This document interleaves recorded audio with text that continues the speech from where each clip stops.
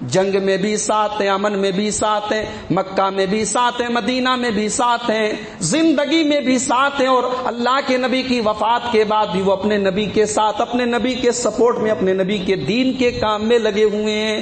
والذین معہ، وہ میرے نبی کے ساتھ دینے والے میرے نبی کے ساتھی ہیں۔ حضرت ابو عبیدہ ابن جراح رضی اللہ تعالیٰ عنہ میدان جہاد میں لڑ رہے ہیں، اور ایک آدمی بار بار ان کی آنکھوں کے سامنے آ جاتا ہے، وہ کنارے ہو جاتے ہیں، وہ ہٹ جاتے ہیں، مگر وہ آدمی بار بار ان کی آنکھوں کے سامنے آ جاتا ہے، بار بار ان سے مقابلہ کرنے کی کوشش کرتا ہے۔ حضرت ابو عبیدہ ہٹنے کی کوشش کرتے ہیں، بچنے کی کوشش کرتے ہیں، مگر بار بار وہی آدمی ان کی آنکھوں کے سامنے آ رہا ہے۔ جب حضرت ابو عبیدہ نے دیکھا کہ میرے لاکھ چاہنے کے باوجود یہ آدمی میرے مقابلے میں آتا ہے، تلوار اٹھائی اور اس آدمی کی کھوپڑی کے 2 ٹکڑے کر دیے، اس کے سر کو تن سے جدا کر دیا۔ میرے پیارے بھائیو، یہ کون تھا؟ یہ ابو عبیدہ کے والد تھے، یہ ان کے باپ عروہ ابن مسعود ابھی مسلمان نہیں ہوئے، ابھی کافر ہیں، مشرک ہیں، اور مشرکوں کی طرف سے بات کرنے کے لیے آئے اللہ کے رسول سے۔ بات کر کے جب واپس جاتے ہیں تو کہتے ہیں مکہ والو، میں قیصر کے دربار میں بھی گیا، میں کسریٰ کے دربار میں بھی گیا، میں نے کسی بادشاہ کا بھی اتنا احترام نہیں دیکھا، کسی بادشاہ کی بھی اتنی عزت نہیں دیکھی جتنی عزت محمد الرسول اللہ کے صحابہ ان کی کرتے ہیں۔ اے مکہ والو، محمد الرسول اللہ کے صحابہ تو اپنے رسول سے اتنی محبت کرتے ہیں کہ ان کی طرف وہ ٹکٹکی بات کر کے دیکھتے بھی نہیں ہیں، اتنا احترام کرتے ہیں کہ نظریں جمع کر کے وہ اپنے نبی کا دیدار بھی نہیں کرتے ہیں۔ وہ اتنی محبت کرتے ہیں کہ محمد الرسول اللہ اگر وضو کریں تو ان کے وضو کا بچا ہوا پانی حاصل کرنے کے لیے ایک دوسرے سے لڑتے ہیں، اتنی محبت کرتے ہیں کہ وہ رسول اگر تھوک دیں تو ان کا تھوک زمین پر نہیں گرتا ہے، کوئی نہ کوئی صحابی اپنے ہاتھ میں وہ تھوک لے کر کے اپنے بدن پہ مل لیتا ہے، اپنے بدن پہ رگڑ دیتا ہے۔ امی جان، تیرے بھائی کا انتقال ہو گیا، کہا کہ میرے بھائی کا حال مجھے بعد میں بتانا، پہلے محمد عربی کا حال مجھے بتاؤ۔ کہا کہ ہاں اللہ کے رسول صحیح سلامت ہیں۔ اس نے کہا نہیں، مجھے جب تک اپنے رسول کا دیدار نہیں کرا دو گے، میں اپنی آنکھوں سے اپنے رسول کو دیکھ نہیں لوں گی، تب تک مجھے چین نہ ملے گا۔ تھوڑی دیر کے بعد اللہ کے رسول اپنی سواری پر مدینہ میں تشریف لا رہے ہیں، عورت نے دور سے اللہ کے رسول کو دیکھا، کہنے لگی کل مصیبت بعدک جلل، اے اللہ کے نبی، میں نے شوہر کھو دیا، میں نے بیٹا کھو دیا، میں نے بھائی کھو دیا، مگر اے میرے رسول، آپ کو دیکھ لیا، آپ کو دیکھنے کے بعد یہ ساری مصیبتیں میری ختم ہو گئیں، یہ ساری مصیبتیں میرے لیے ہلکی ہو گئیں۔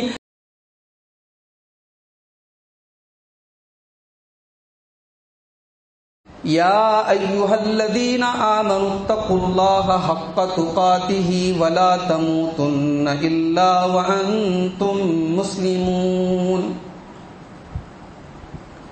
یا ایھا الناس اتقوا ربکم الذی خلقکم من نفس واحدہ وخلق منها زوجها وبث منهما رجالا كثيرا ونساء واتقوا الله الذي تساءلون به والأرحام إن الله كان عليكم رقيبا۔ يا أيها الذين آمنوا اتقوا الله وقولوا قولا سديدا يصلح لكم أعمالكم ويغفر لكم ذنوبكم ومن يطع الله ورسوله فقد فاز فوزا عظيما۔ أما بعد فإن خير الحديث كتاب الله وخير الهدي هدي محمد صلى الله عليه وسلم وشر الأمور محدثاتها وكل محدثة بدعة وكل بدعة ضلالة وكل ضلالة في النار۔ أعوذ بالله من الشيطان الرجيم، بسم اللہ الرحمن الرحیم۔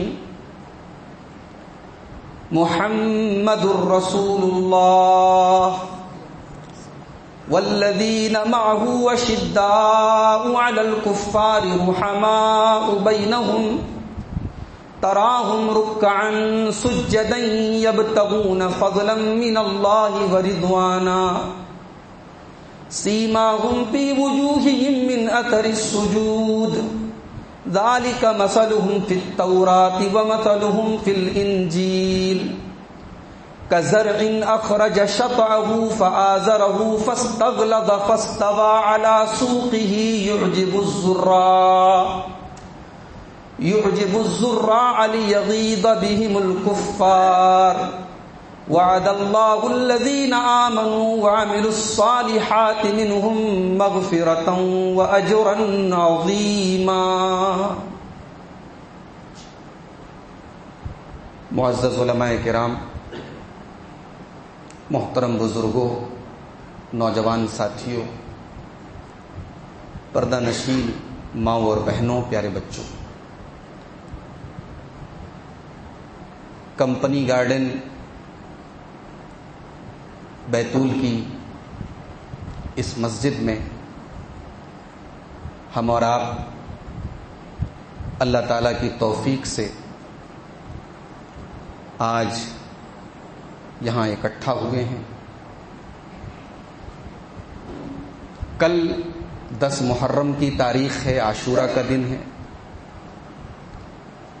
اور آپ جانتے ہیں کہ عاشورہ کا روزہ رکھنا اللہ کے نبی صلی اللہ علیہ وسلم کی سنت ہے.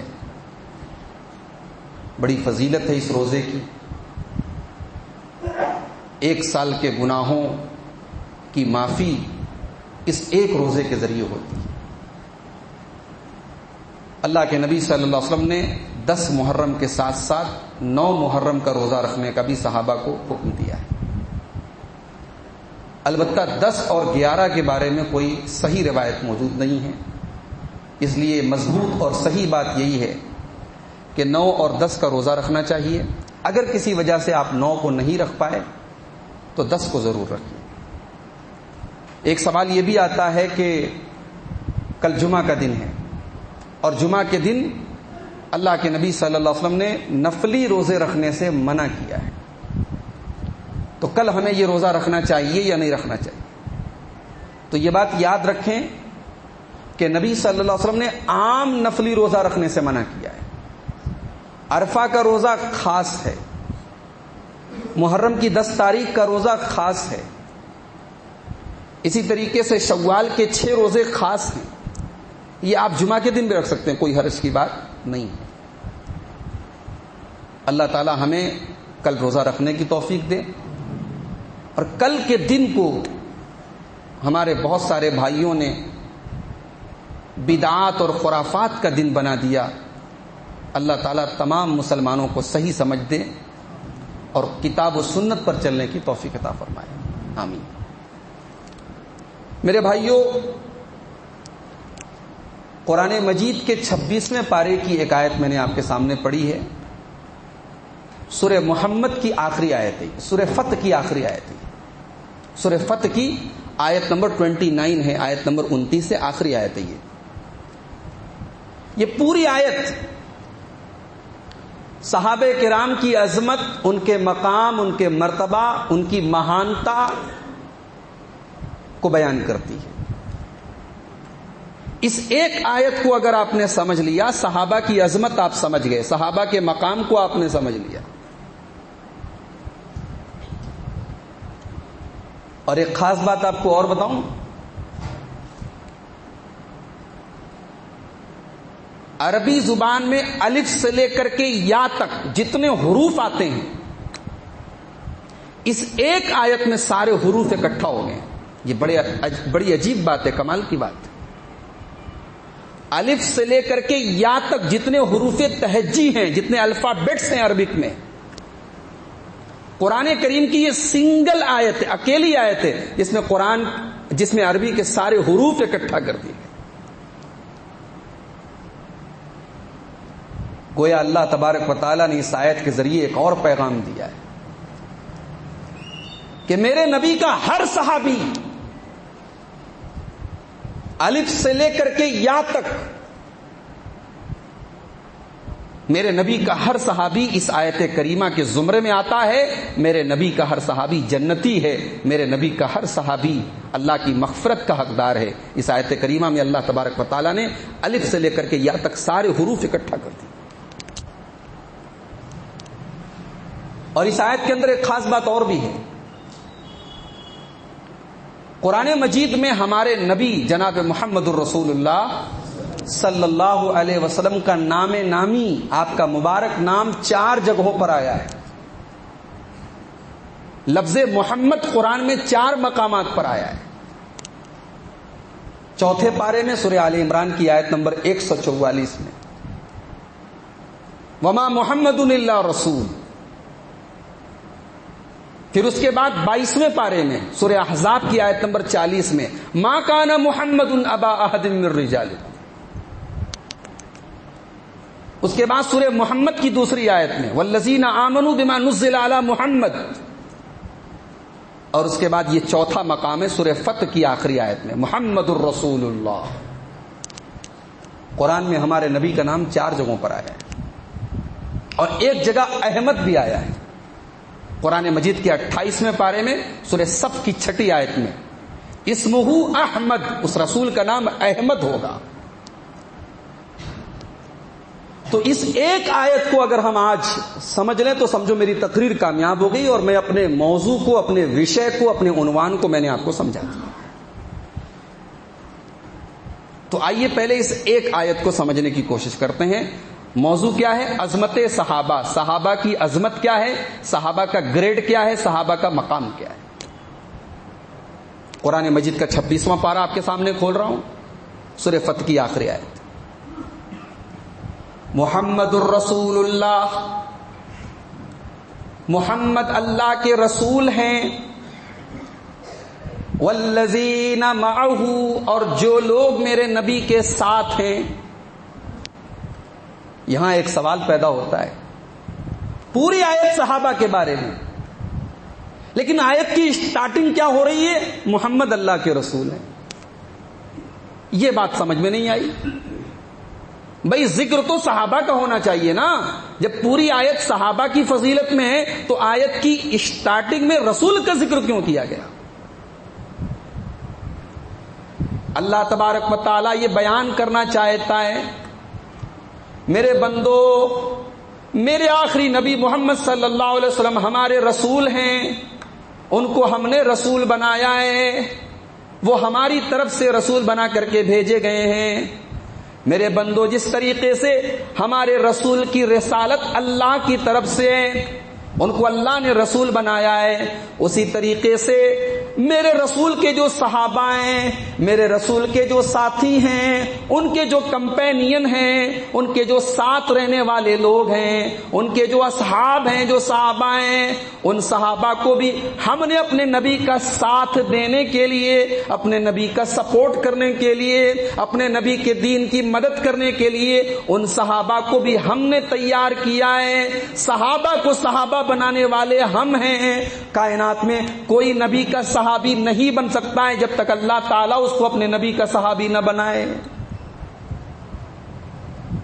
بھائی اولیاء اللہ دنیا میں بہت آئے، متقی بہت آئے، پرہیزگار بہت آئے، مگر جو مقام، جو عظمت رسول کی صحبت کی ملی، رسول کا صحابی جو ہو گیا، وہ عظمت قیامت تک آنے والے کسی مسلمان کو نصیب نہیں ہو سکتا. بھائی تہجد پڑھنے والے بعد میں بھی آئیں گے، اللہ کی راہ میں لڑنے والے بعد میں بھی آئیں گے، اللہ کی راہ میں قربانی دینے والے بعد میں بھی آئیں گے. صحابہ کے اندر جو خوبیاں تھی، جو کمال تھا، وہ کمال تھوڑا بہت بعد کے لوگوں میں بھی آئے گا، مگر ایک امتیاز، ایک اسپیشلٹی، ایک وشیشتا ایسی ہے جو صرف صحابہ کو حاصل ہے کہ انہیں رسول کی صحبت ملی ہے. ان کی آنکھوں نے جناب محمد الرسول اللہ صلی اللہ علیہ وسلم کا دیدار کیا ہے. یہ مقام قیامت تک آنے والے کسی مسلمان کو نصیب نہیں ہو سکتا. تو اسی لیے اللہ نے پہلے اپنے رسول کا ذکر کیا. محمد اللہ کے رسول ہیں. والذین معہ، اور جو ان کے ساتھ ہیں. یہاں صحابہ نہیں کہا گیا، اللہ نے ایسے نہیں کہا وہ اصحابہ یا وہ صحابتہ، یہ نہیں کہا. اللہ نے کہا والذین معہ، جو میرے نبی کے ساتھ ہیں، سکھ میں بھی ساتھ ہیں، دکھ میں بھی ساتھ ہیں، جنگ میں بھی ساتھ ہیں، امن میں بھی ساتھ ہیں، مکہ میں بھی ساتھ ہیں، مدینہ میں بھی ساتھ ہیں، زندگی میں بھی ساتھ ہیں، اور اللہ کے نبی کی وفات کے بعد بھی وہ اپنے نبی کے ساتھ، اپنے نبی کے سپورٹ میں، اپنے نبی کے دین کے کام میں لگے ہوئے ہیں۔ والذین معہ، وہ میرے نبی کے ساتھ دینے والے میرے نبی کے ساتھی ہیں۔ اشداء علی الکفار، وہ دشمنوں کے اوپر بہت سخت ہیں، وہ دشمنوں کے اوپر میدان جنگ میں بہت سخت ہیں۔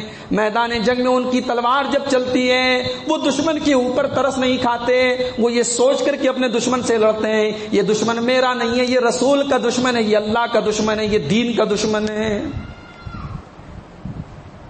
بدر کے میدان میں حضرت ابو عبیدہ ابن جراح رضی اللہ تعالیٰ عنہ میدان جہاد میں لڑ رہے ہیں، اور ایک آدمی بار بار ان کی آنکھوں کے سامنے آ جاتا ہے، وہ کنارے ہو جاتے ہیں، وہ ہٹ جاتے ہیں، مگر وہ آدمی بار بار ان کی آنکھوں کے سامنے آ جاتا ہے، بار بار ان سے مقابلہ کرنے کی کوشش کرتا ہے۔ حضرت ابو عبیدہ ہٹنے کی کوشش کرتے ہیں، بچنے کی کوشش کرتے ہیں، مگر بار بار وہی آدمی ان کی آنکھوں کے سامنے آ رہا ہے۔ جب حضرت ابو عبیدہ نے دیکھا کہ میرے لاکھ چاہنے کے باوجود یہ آدمی میرے مقابلے میں آتا ہے، تلوار اٹھائی اور اس آدمی کی کھوپڑی کے 2 ٹکڑے کر دیے، اس کے سر کو تن سے جدا کر دیا۔ میرے پیارے بھائیو، یہ کون تھا؟ یہ ابو عبیدہ کے والد تھے، یہ ان کے باپ تھے جو اس جنگ میں کافر تھے، مشرک تھے اور اسلام کے خلاف لڑنے کے لیے آئے تھے۔ میرے نبی کے صحابہ تو وہ ہیں جنہوں نے جنگ کے میدان میں رسول کے ساتھ جب وہ جنگ کرنے کے لیے نکلے، انہوں نے یہ نہیں دیکھا کہ سامنے میرا باپ ہے، سامنے میرا بھائی ہے، سامنے میرا چچا ہے۔ ان کی تلوار جب اسلام کے لیے اٹھی، وہ جب اللہ کے دین کے لیے اٹھے تو کسی کو خاطر میں نہیں لائے،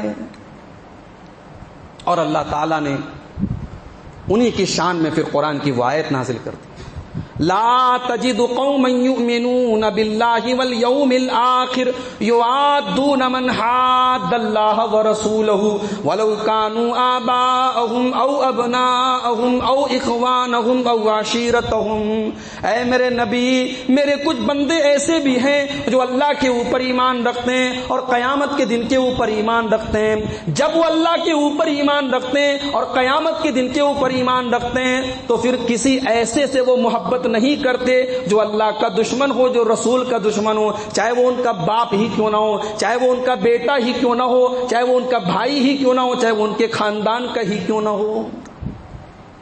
اشداء علی الکفار، میرے نبی کے صحابہ دشمنوں کے اوپر بہت سخت ہیں۔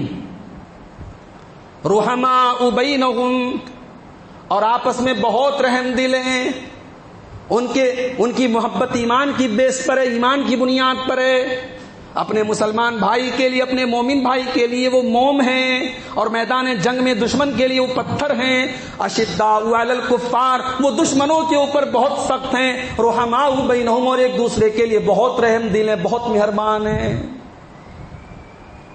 آج سگے بھائی سے لڑ رہا ہے، پتہ کرو لڑنے کی وجہ کیا ہے؟ زمین جائیداد کا مسئلہ ہے، پراپرٹی کا مسئلہ ہے، بزنس کا مسئلہ ہے، پیسے کا مسئلہ ہے۔ سگا بھائی، ایک ہی ماں کی کوکھ میں پلنے والے، جن کی رگوں میں ایک ہی باپ کا خون دوڑ رہا ہے، آج لڑ رہے ہیں، مقدمہ کر رہے ہیں، آپس میں جنگ ہو رہی ہے۔ رسول کے صحابہ وہ ہیں، مکہ کے مہاجر ہجرت کر کے مدینہ پہنچے، کوئی کنیکشن نہیں تھا پہلے سے، کوئی رشتہ داری نہیں تھی پہلے سے۔ مکہ والے الگ خاندان کے، مدینہ والے الگ خاندان کے، مکہ والے بزنس کرنے والے، مدینہ کے لوگ کھیتی کرنے والے، کلچر الگ ہے، علاقے الگ ہیں، کاروبار الگ ہیں، آپس میں رشتہ داری نہیں ہوتی، تعلق نہیں ہے کوئی۔ مگر جب یہ مکہ کے مہاجر مدینہ پہنچے، میرے نبی نے نام لے کر کے بھائی چارہ کرایا، مکہ کا فلاں مہاجر مدینہ کے فلاں انصاری کا بھائی ہے، نام لے کر کے نبی نے بھائی چارہ کرا دیا۔ نبی نے اعلان کر دیا، مسلمانوں یہ بھائی چارہ میں کرا رہا ہوں، یہ تمہارے سگے خون کے رشتے سے بڑا رشتہ ہے جو محمد الرسول اللہ صلی اللہ علیہ وسلم تمہارے درمیان کر رہے ہیں۔ اور جانتے ہو صحابہ نے اس رشتے کو کیسے نبھایا؟ عبد الرحمن ابن عوف رضی اللہ تعالیٰ عنہ مکہ سے ہجرت کر کے مدینہ پہنچے، نبی اکرم نے ان کا بھائی بنایا حضرت سعد ابن ربیع انصاری کو. حضرت عبد الرحمن ابن عوف جب اپنے انصاری بھائی کے گھر پر پہنچے، بخاری کے الفاظ ہیں، حضرت سعد ابن ربیع کہتے ہیں کہ اے عبد الرحمن، آج رسول نے تمہیں میرا بھائی بنایا ہے، میں تمہیں اپنے سگے بھائی سے زیادہ درجہ دیتا ہوں، مقام دیتا ہوں. یہ میرا مال ہے، یہ میرا گھر ہے، یہ میری پراپرٹی ہے، آؤ بٹوارا کر لیتے ہیں، آدھا تم لے لو آدھا میں لے لیتا ہوں. کھیتی میں کروں گا، محنت میں کروں گا، لیکن عبد الرحمن جو پیداوار ہوگی، جو کھیتی پیدا ہوگی، آدھی تم لے لینا آدھی میں لے لیتا ہوں. میری 4 بیویاں ہیں، تم پسند کر لو، کسی ایک کو میں طلاق دے دیتا ہوں، عدت گزارنے کے بعد تم اس سے نکاح کر لینا، شادی کر لینا. تمہارے رہنے کا بھی انتظام میں کر رہا ہوں، تمہاری روزی روٹی کا انتظام بھی میں کر رہا ہوں، تمہاری شادی کا انتظام بھی میں کر رہا ہوں. دنیا میں ایسی مثال نہیں ملتی ایثار کی، قربانی کی. مگر حضرت عبد الرحمن ابن عوف، ہم اور آپ ہوتے سوچتے بھائی فری میں مل رہا ہے جلدی سے لے لو. کہتے ہیں نا مال مفت دل بے رحم، جو مال مفت میں ملتا ہے بڑی بے رحمی سے آدمی جلدی سے لے لیتا ہے. مگر صحابہ بڑے خوددار تھے بھائیوں. عبد الرحمن ابن عوف نے یہ نہیں دیکھا فری میں سب کچھ مل رہا ہے جلدی سے لے لو. کہا ہے میرے انصاری بھائی، اللہ تمہارے مال میں برکت دے، اللہ تمہارے پریوار میں برکت دے. نہ تو مجھے تمہارا مال چاہیے، نہ مجھے تمہاری کسی بیوی سے نکاح کرنے کی کوئی خواہش ہے، نہ میں یہ چاہتا ہوں کہ میں اپاہج بن کے تمہارے گھر میں بیٹھا رہا ہوں. میں تو تاجر آدمی ہوں، میں تو بزنس مین آدمی ہوں، میں تو بازار کا چکر لگانے والا آدمی ہوں. تم مجھے مدینہ کے مارکیٹ کا راستہ بتا دو، مجھے بزنس کرنا ہے، اپنے پیروں پہ کھڑے ہونا ہے. زیرو سے شروع کیا عبد الرحمن ابن عوف نے، کچھ نہیں ہاتھ میں. مدینہ کے مارکیٹ میں پہنچے، اور وہ مارکیٹ بھی کیسا مارکیٹ ہے، جیسے آج بولتے ہیں نا فلاں مارکیٹ مارواڑیوں کے قبضے میں، فلاں مارکیٹ سندھیوں کے قبضے میں، فلاں مارکیٹ فلاں کے قبضے میں. مدینہ کا وہ مارکیٹ یہودیوں کے قبضے میں تھا. یہودی، ظاہر ہے کہ اس زمانے میں بھی وہ یہودی تھے، ان کی فطرت تھوڑی بدل جائے گی. یہودی مکار تھے، مسلمانوں کو جو ہے اس مارکیٹ میں جمنے کا وہ کوئی چانس نہیں دینا چاہتے تھے. مگر ہمت مرداں مدد خدا، عبد الرحمن ابن عوف رضی اللہ تعالیٰ عنہ نے پنیر اور گھی کا کاروبار شروع کیا. چند پیسوں کے ذریعے پنیر اور گھی کا کاروبار شروع کیا، اور چند مہینوں کے بعد اللہ تعالیٰ نے اتنی برکت دی کہ شادی کر لیتے ہیں. اور رسول صلی اللہ علیہ وسلم جب پوچھتے ہیں کہ عبد الرحمن تم نے شادی کر لی، تم نے اپنی بیوی کو مہر میں کیا دیا؟ تو کہتے ہیں کہ سونے کی ایک ڈلی میں نے دی ہے، سونے کا ایک ٹکڑا میں نے اپنی بیوی کو دیا ہے. تو یہ انصار اور مہاجر صحابہ ہیں، یہ رسول کے صحابہ ہیں. دشمنوں کے لیے بڑے سخت ہیں، آپس میں بڑے رحم دل ہیں. تراہم رکعا سجدا یبتغون فضلا من اللہ ورضوانا. میرے نبی کے صحابہ کو تم جب بھی دیکھو گے تمہیں یا تو رکوع کی حالت میں نظر آئیں گے یا تمہیں سجدے کی حالت میں نظر آئیں گے. وہ اتنے عابد ہیں، اتنے زاہد ہیں، وہ اتنے بڑے پرہیزگار ہیں، تمہیں یا تو رکوع کی حالت میں وہ نظر آئیں گے یا تمہیں سجدے کی حالت میں نظر آئیں گے. آج کا مسلمان بڑی بڑی باتیں کرتا ہے، پوری دنیا کی خبر رکھتا ہے، پوری دنیا کی فکر رکھتا ہے، پڑوس میں کیا ہو رہا ہے، فلاں ملک میں کیا ہو رہا ہے، فلاں ملک کی مدد کیوں نہیں کر رہا ہے. ارے تو اپنی گلی کے مسئلے حل نہیں کر پاتا، اپنے محلے کے مسئلے حل نہیں کر پاتا، تو پڑوس کے اور پوری دنیا کے مسئلوں کا ٹھیکہ لے کے تو بیٹھا ہوا ہے. تو طے کر رہا ہے فلاں حکومت کا سپورٹ کیوں نہیں کر رہی ہے. یہ آج کے مسلمان کا حال ہے. مسجد میں اذان ہو رہی ہے، الصلاۃ خیر من النوم کی آواز چلا چلا کے مؤذن بیچارہ اس کا گلا بیٹھ گیا ہے. یہاں کوئی اپنی نیت کو نماز کے لیے قربان کرنے کو تیار نہیں. صحابہ کا یہ حال ہے، نماز کے شوق کا، یہ عالم ہے نماز کا، یہ جذبہ ہے ان کے اندر. امیر المومنین حضرت عمر فاروق رضی اللہ تعالیٰ عنہ فجر کی نماز پڑھا رہے ہیں، اور پہلی صف میں ابو لولو فیروز نام کا وہ پارسی آدمی بھی موجود ہے جو کھنجر لے کر کے حضرت عمر فاروق کو آج شہید کرنے آیا ہے. بخاری کے الفاظ ہے، وہ آگے بڑھا، حضرت عمر کے پیٹ پر اس نے کھنجر مارا. ظاہر ہے کہ کھنجر لگتے ہی حضرت عمر کے پیٹ سے لہو کی دھاریں بہنے لگی ہوں گی، خون بہنے لگا ہوگا. حضرت عمر تڑپ کر کے مصلی پر گرے. مگر میرے پیارے بھائیوں، حضرت عمر نے گرنے سے پہلے عبد الرحمن ابن عوف کا ہاتھ جلدی سے پکڑ کے ان کو اپنی جگہ امامت کے لیے آگے بڑھایا۔ ابو لولو نے حملہ کیا اور اس کے بعد آگے کی صف میں 2-4 مسلمان اس کو پکڑنے کے لیے، اس کو روکنے کے لیے آگے بڑھے۔ 6 لوگوں کو اس نے اور قتل کر دیا، 6 لوگوں کو اور شہید کر دیا۔ پھر دیکھا کہ میں پکڑا جاؤں گا، اپنے آپ کو بھی اس نے خنجر مار کے آتم ہتیا کر لی، خودکشی کر لی۔ امیر المومنین مسلح پر گرے ہیں، نماز نہیں رکی ہے میرے بھائیوں صحابہ کی۔ عبد الرحمن ابن عوف جلدی سے آگے بڑھے، مختصر سی انہوں نے ہلکی سی نماز پڑھائی اور اس کے بعد حضرت عمر فاروق کو ان کے جسم کو اسی حالت میں، یعنی اب آخری وقت ہے ان کا، اسی حال میں ان کو گھر لے کے گئے۔ یہ نبی کے صحابہ تھے۔ وہ نماز ہماری اور آپ کی طرح نہیں پڑھتے تھے کہ جب من میں آیا، جب مرضی ہوئی نماز پڑھ دیا، بزنس اور کاروبار کے لیے گئے چھوڑ دیا، سفر میں گئے چھوڑ دیا، گھومنے گئے چھوڑ دیا، نہیں۔ میرے نبی کے صحابہ تو وہ ہیں۔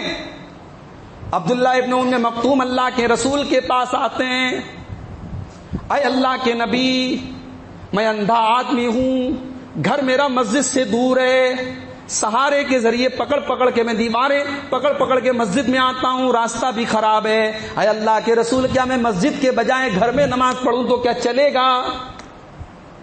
رسول اکرم نے فرمایا بھائی تمہارے ساتھ اتنے سارے مسئلے ہیں، جاؤ تم گھر پڑھ لیا کرو۔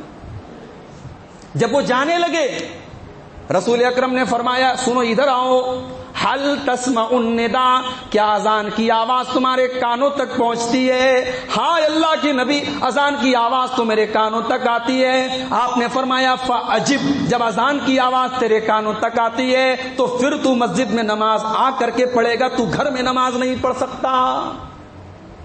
تجھے گھر میں نماز پڑھنے کی پرمیشن نہیں ہے، تمہیں مسجد میں آنا پڑے گا۔ یہ رسول کے صحابہ تھے۔ ایک ہم اور آپ نماز پڑھتے ہیں، من میں آیا پڑھ لیا، من میں نہیں آیا نہیں پڑھا۔ بھائی موبائل، آپ ماشاءاللہ ہمارے نوجوان بھائی جتنے بیٹھے ہیں یہاں سب کے ہاتھ میں تو موبائل تو ہوگا ہی۔ بھائی آج کے دور میں اگر کوئی آدمی اس کے ہاتھ میں موبائل نہ ہو تو پھر تو وہ بابا آدم کے زمانے کا مانا جائے گا نا۔ موبائل تو سب کے پاس ہے۔ اچھا 1 گھنٹے کے لیے موبائل ڈسچارج ہو جائے، کیا ہوتا ہے؟ بار بار جیب کی طرف آ جاتا ہے، یار پتہ نہیں کس کا میسج آیا ہوگا، کس کا واٹس ایپ آیا ہوگا، پتہ نہیں فیس بک کے اوپر کس کا میسج، میرے پوسٹ کو پتہ نہیں کتنے لائک ملے ہوں گے، کتنے شیئر ہوئے ہوں گے۔ یہی فکر رہتی ہے ہمارے نوجوانوں۔ جتنی فکر ہمیں موبائل کی رہتی ہے اس سے کئی گنا زیادہ فکر میرے رسول کو اور رسول کے صحابہ کو نماز کی ہوا کرتی تھی۔ غزوہ خندق کا موقع ہے، نبی اکرم صلی اللہ علیہ وسلم دشمنوں سے جنگ کر رہے ہیں، اپنا ڈیفنس کر رہے ہیں، لڑائی میں مصروف ہیں، عصر کا ٹائم ہوتا ہے، صحابہ کو نماز پڑھنے کی فرصت نہیں ہے، دشمن سامنے کھڑا ہے، جان کے لالے پڑے ہیں، عصر کی نماز کا ٹائم آتا ہے اور ٹائم آ کر کے چلا جاتا ہے، یہاں تک کہ سورج ڈوب جاتا ہے اور مغرب کی نماز کا ٹائم آ جاتا ہے۔ نبی اکرم صلی اللہ علیہ وسلم کا چہرہ غصے سے لال ہو جاتا ہے اور اللہ کے نبی فرماتے ہیں، بڑے غصے میں فرماتے ہیں، بڑے جلال میں فرماتے ہیں، ملا اللہ بیوتہم وقبورہم نارا، اللہ تبارک و تعالی ان کافروں کے، ان مشرکوں کے گھروں کو اور ان کی قبروں کو جہنم کی آگ سے بھر دے۔ شغلونا عن الصلاۃ الوسطی، ان کی وجہ سے ہماری فجر کی نماز قضا ہو گئی، ہماری فجر کی نماز چھوٹ گئی۔ ایک ٹائم کی نماز قضا ہوئی ہے رسول کی، رسول کو اتنا غصہ آیا ہے۔ میرے بھائیوں، میرے نبی اور نبی کے صحابہ نماز کی ایسی فکر کرتے تھے۔ قرآن کیا کہہ رہا ہے؟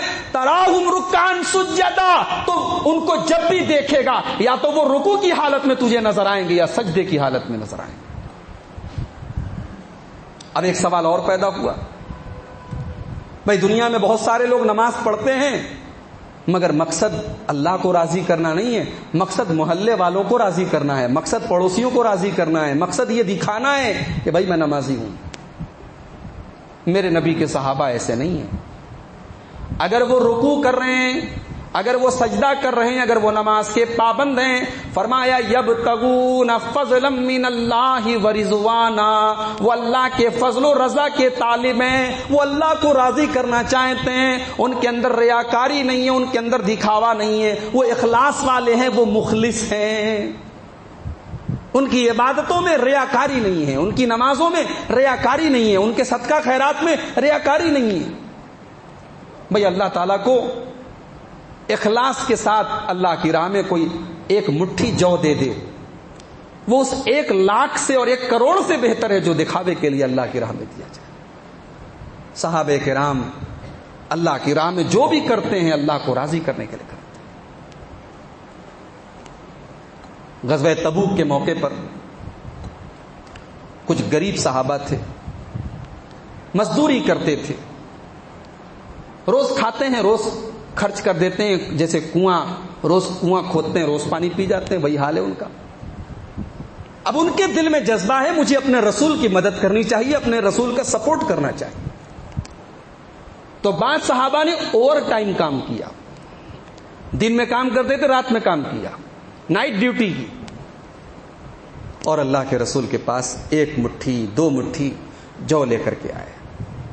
یا رسول اللہ، یہ میں ایک غریب آدمی ہوں، مزدور آدمی ہوں، یہ میری طرف سے آپ کو مدد کی ضرورت ہے، تعاون کی ضرورت ہے، یہ میری طرف سے ایک نذرانہ ہے، ایک تعاون ہے، ایک سپورٹ ہے، میں آپ کو پیش کر رہا ہوں۔ رسول اکرم خوشی خوشی اس غریب صحابی کے جذبے کو دیکھتے ہوئے اس 1 مٹھی 2 مٹھی جو کو قبول کر لیتے ہیں۔ منافق لوگ مذاق اڑاتے ہیں، ان کا دیکھو یہ اسلام کی مدد کرنے آئے 1 مٹھی جو کے ذریعے۔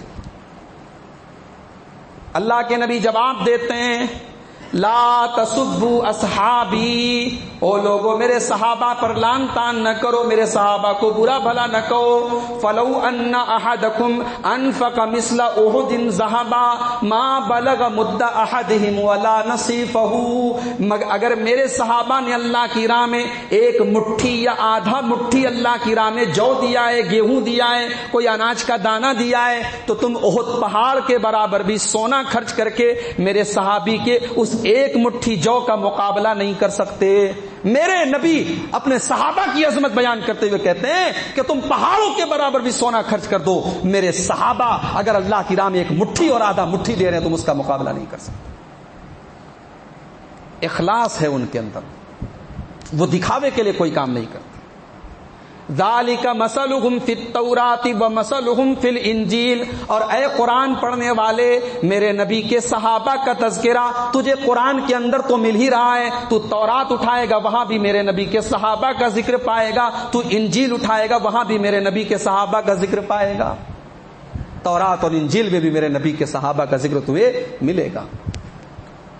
اس کے بعد بڑی پیاری مثال دی نبی کے صحابہ کی، کزرع، جیسے کوئی کھیتی ہوتی ہے، کوئی پودا ہوتا ہے، اخرج شطہ، پہلے اس پودے سے کونپلیں نکلتی ہیں، اس پودے کے اندر سے کچھ کونپلیں نکلتی ہیں، فآزرہ، پھر وہ پودا اس کونپل کے ذریعے تھوڑا مضبوط ہوتا ہے، فاستغلظ، پھر وہ پودا موٹا ہوتا ہے، فاستوى علی سوقہ، پھر وہ سیدھا کھڑا ہو جاتا ہے، پھر وہ اپنے دم پر اپنے بل پر کھڑا ہو جاتا ہے۔ اسلام کا پودا بھی میرے نبی کے صحابہ کے ذریعے مضبوط ہوا تھا۔ اسلام کا پودا پہلے کمزور تھا، پہلے مکہ کی وہ زندگی آپ دیکھو کہ بلال کو تڑپایا جا رہا ہے، عمار کو مارا جا رہا ہے، سمیہ کو قتل کیا جا رہا ہے، خبیب کو سولی دی جا رہی ہے، رسول گھر میں چھپ کر کے نماز پڑھتے ہیں، صحابہ چھپ کر کے اسلام کی تبلیغ کرتے ہیں۔ ایک مکہ کا وہ دور ہے، اور پھر مدینہ کا وہ دور ہے کہ بدر کی لڑائی ہے، احد کی لڑائی ہے، خندق کی لڑائی ہے، پھر مکہ فتح ہو رہا ہے، ایک طرف مکہ کی زندگی، ایک طرف مدینہ کی زندگی، پھر 1.25 لاکھ صحابہ میرے نبی کے ساتھ عرفات کے میدان میں حجۃ الوداع کے موقع پر 1.25 لاکھ صحابہ موجود ہیں۔ اسلام کا وہ پودا جسے محمد رسول اللہ نے کمزوری کے ساتھ شروع کیا تھا، اسے رسول کے صحابہ نے اپنی محنت کے ذریعے اپنے خون جگر کے ذریعے اس کو مضبوط کر دیا, اس کو تناور کر دیا. اور قرآن کہتا ہے فاستوى علی سوقہ, اب وہ پودا مضبوط ہو گیا, تناور ہو گیا, اپنے تنے پر کھڑا ہو گیا. یعجب الزراع, اب جتنے کسان ہیں, کھیتی کرنے والے ہیں, اس کھیتی کو دیکھ کر کے, اس پودے کو دیکھ کر کے ان کو خوشی ہوتی ہے. لیغیظ بہم الکفار, اور کافروں کو تکلیف ہوتی, ان کو غصہ آتا ہے. وعد اللہ الذین آمنوا وعملوا الصالحات منهم مغفرۃ واجرا عظیما, اللہ تعالیٰ کہتا ہے کہ میرے نبی کے انہی صحابہ کے لیے ہم نے جنت اور مغفرت تیار کر کے رکھی ہے, کیونکہ یہ ایمان والے ہیں, یہ نیک عمل کرنے والے ہیں. اس ایک آیت کو, یہ سورہ فتح کی آخری آیت تھی, اس ایک آیت کو ہم نے سمجھ لیا میرے بھائیوں, ہم نے صحابہ کی عظمت کو سمجھ لیا, صحابہ کے مقام کو سمجھ لیا. اور آگے بڑھیے. اسکول تو آپ کے شہر میں کئی اسکول ہیں. اسکولوں میں ایک سسٹم ہے, بچے کو اس کی محنت کی بنیاد پہ گریڈ ملتا ہے, اس کی محنت کی بنیاد پہ, اس کی پرفارمنس کی بنیاد پر اس کو سرٹیفکیٹ ملتا ہے, اس کو مارک شیٹ ملتی ہے. اللہ تبارک و تعالیٰ نے اپنے رسول کے صحابہ کو بھی مارک شیٹ دی ہے, اپنے رسول کے صحابہ کو سرٹیفکیٹ دیا ہے. لیکن سرٹیفکیٹ کے پہلے اللہ تعالیٰ نے اپنے رسول کے صحابہ کا امتحان لیا. اولئک الذین امتحن اللہ قلوبہم للتقوی, ہم نے اپنے نبی کے صحابہ کا امتحان لیا, ان کے اندر اللہ کا تقوی کتنا ہے, ان کے اندر اللہ کا ڈر کتنا ہے, ان کے اندر اللہ کا خوف کتنا ہے. امتحان لیا ہم نے. سن رہے ہیں نا آپ, اللہ کیا کہہ رہا ہے, امتحان لیا ہم نے. اب سوال پیدا ہوا, اے اللہ تو نے امتحان لیا تو نبی کے صحابہ کو نمبر کتنا ملا, مارکس کتنے ملے, گریڈ کیا ملا؟ اللہ نے کہا ایک گریڈ ملا. اللہ نے کہا 100 میں 100 ملا. کہاں کہا؟ سورہ توبہ کی آیت نمبر 100 میں اللہ نے کہا والسابقون الاولون من المہاجرین والانصار والذین اتبعوہم باحسان, میرے نبی کے وہ صحابہ جو مہاجر ہیں اور جو انصار ہیں, جو پہلے میرے نبی کے اوپر ایمان لائے, والذین اتبعوہم باحسان, اور میرے نبی کے وہ صحابہ جو بعد میں ایمان لائے, جنہوں نے پہلے کے لوگوں کے طریقے کی پیروی کی, ان کے پیچھے پیچھے چلے. رضی اللہ عنہم ورضوا عنہ, اللہ ان سے راضی ہو گیا, وہ اللہ سے راضی ہو گئے. محرم کا مہینہ چل رہا ہے, زبانیں دراز کی جاتی ہیں حضرت امیر معاویہ کے اوپر. کہنے والے کہتے ہیں بھئی امیر معاویہ تو وہ ہیں جو بہت بعد میں اسلام لائے, پہلے دشمن تھے اسلام کے, بعد میں اسلام لائے. ابو سفیان ان کے باپ زندگی بھر اسلام کے دشمن رہے, فتح مکہ کے بعد ایمان لائے. مسئلہ یاد رکھو, عقیدے کی بات بتا رہا ہوں, عقیدہ نوٹ کرو. رسول کا کوئی صحابی اگر رسول کے اوپر ایمان لائے اور 1 منٹ کے بعد اس کا انتقال ہو جائے ایمان کی حالت میں, وہ صحابی ہے اور وہ جنتی ہے. یہ ہمارا عقیدہ ہے. بھئی پچھلی زندگی کیا ہے, کیسی ہے, اس سے کوئی مطلب نہیں. رسول کے اوپر کوئی صحابی جو ایمان لائے اور ایمان کی حالت میں دنیا سے چلے جائیں, وہ صحابہ ہیں, وہ صحابی ہیں. اور ابو سفیان رضی اللہ تعالیٰ عنہ فتح مکہ کے موقع پر ایمان لائے اور اللہ کی راہ میں لڑتے ہوئے غزوہ یرموک میں شریک ہوئے حضرت ابوبکر کے دور میں, اور اس کے بعد ان کا انتقال ہوا ہے. اسی طریقے سے حضرت امیر معاویہ رضی اللہ تعالیٰ عنہ یہ صلح حدیبیہ کے موقع پر ایمان لائے اور اسلام کی انہوں نے بڑی خدمت کی ہے, اور اسلام اور ایمان کی خدمت کرتے وہ دنیا سے تشریف لے گئے. لہذا کسی صحابی پر یہ کہہ کر کے اعتراض مت کرو بعد میں ایمان لائے. تم یہ فیصلہ کرنے والے کون ہوتے ہو؟ میرا رب کہہ رہا ہے جو پہلے ایمان لائے وہ بھی جنتی, جو بعد میں ایمان لائے وہ بھی جنتی. اور اللہ نے ایک عجیب بات کہی, رضی اللہ عنہم ورضوا عنہ, اللہ ان سے راضی ہو گیا, وہ اللہ سے راضی ہو گئے. بھائی یہ تو سمجھ میں آتا ہے کہ اللہ ان سے راضی ہو, یہ سمجھ میں نہیں آیا کہ وہ اللہ سے راضی ہو گئے. اس کا کیا مطلب ہے؟ اس کا مطلب یہ ہے کہ میرے نبی کے صحابہ نے جب لا الہ الا اللہ پڑھ لیا, اب اللہ کی راہ میں جتنی تکلیفیں آئیں, جتنے دکھ آئے, جتنی پریشانیاں آئیں, سب مسکرا کے انہوں نے اس کا سامنا کیا, ہنس کر کے اس کا سامنا کیا, راضی ہو کر کے سامنا کیا. وہ اللہ سے راضی ہو گئے, اللہ ان سے راضی ہو گئے. بھائی لا الہ الا اللہ پڑھنا آسان ہے, اس کلمے کے تقاضے پر عمل کرنا تھوڑا مشکل ہے. کلمہ اگر پڑھا ہے تو کلمے کے اوپر عمل کرنے میں تھوڑی پریشانی تو آئے گی، قربانی دینی پڑے گی. وہ علامہ اقبال نے کہا ہے نا، چمی گویم مسلمانم بلرزم کتانم مشکلات لا الارا. جب میں یہ کہتا ہوں کہ میں مسلمان ہوں تو میں کانپ جاتا ہوں، میں لرز جاتا ہوں، کیونکہ میں جانتا ہوں لا الہ الا اللہ کہنے کے بعد کتنی مشکلیں آتی ہیں. تو صحابہ وہ ہیں اللہ ان سے راضی ہو گیا، وہ اللہ سے راضی ہو گیا. تو اللہ کہہ رہا ہے کہ میں نے اپنے نبی کے صحابہ کو 100 مارکس دیے، میں ان سے راضی ہو گیا. اب ایک سوال پیدا ہوا کہ ہم دنیا میں دیکھتے ہیں کہ 100 میں 100 لانے والوں کو پرائز ملتا ہے، ایوارڈ ملتا ہے، انعام ملتا ہے. اے اللہ، تیرے نبی کے صحابہ نے تیرے دین کے لیے اپنا سب کچھ قربان کیا، تو ان کو کیا ایوارڈ دے گا، کیا انعام دے گا، کیا ریوارڈ دے گا؟ اللہ فرماتا ہے وَأَعَدَّ لَهُمْ جَنَّاتٍ تَجْرِي تَحْتَهَا الْأَنْهَارُ. ہم نے اپنے نبی کے صحابہ کے لیے جنت تیار کر کے رکھی ہے، اور اس جنت میں وہ ہمیشہ رہیں گے، خالدین فیہا ابدا. میرے نبی کے صحابہ جنتی ہیں اور جنت میں ہمیشہ رہیں گے. یہ ہے نبی کے صحابہ. ایک اور بات نوٹ کرو، رسول کے صحابہ کے اندر 3 ایسی کوالٹی ہے جو کسی اور کے اندر نہیں. چلو وہ پورا قول آپ کو پڑھ کے سنا دیتا ہوں.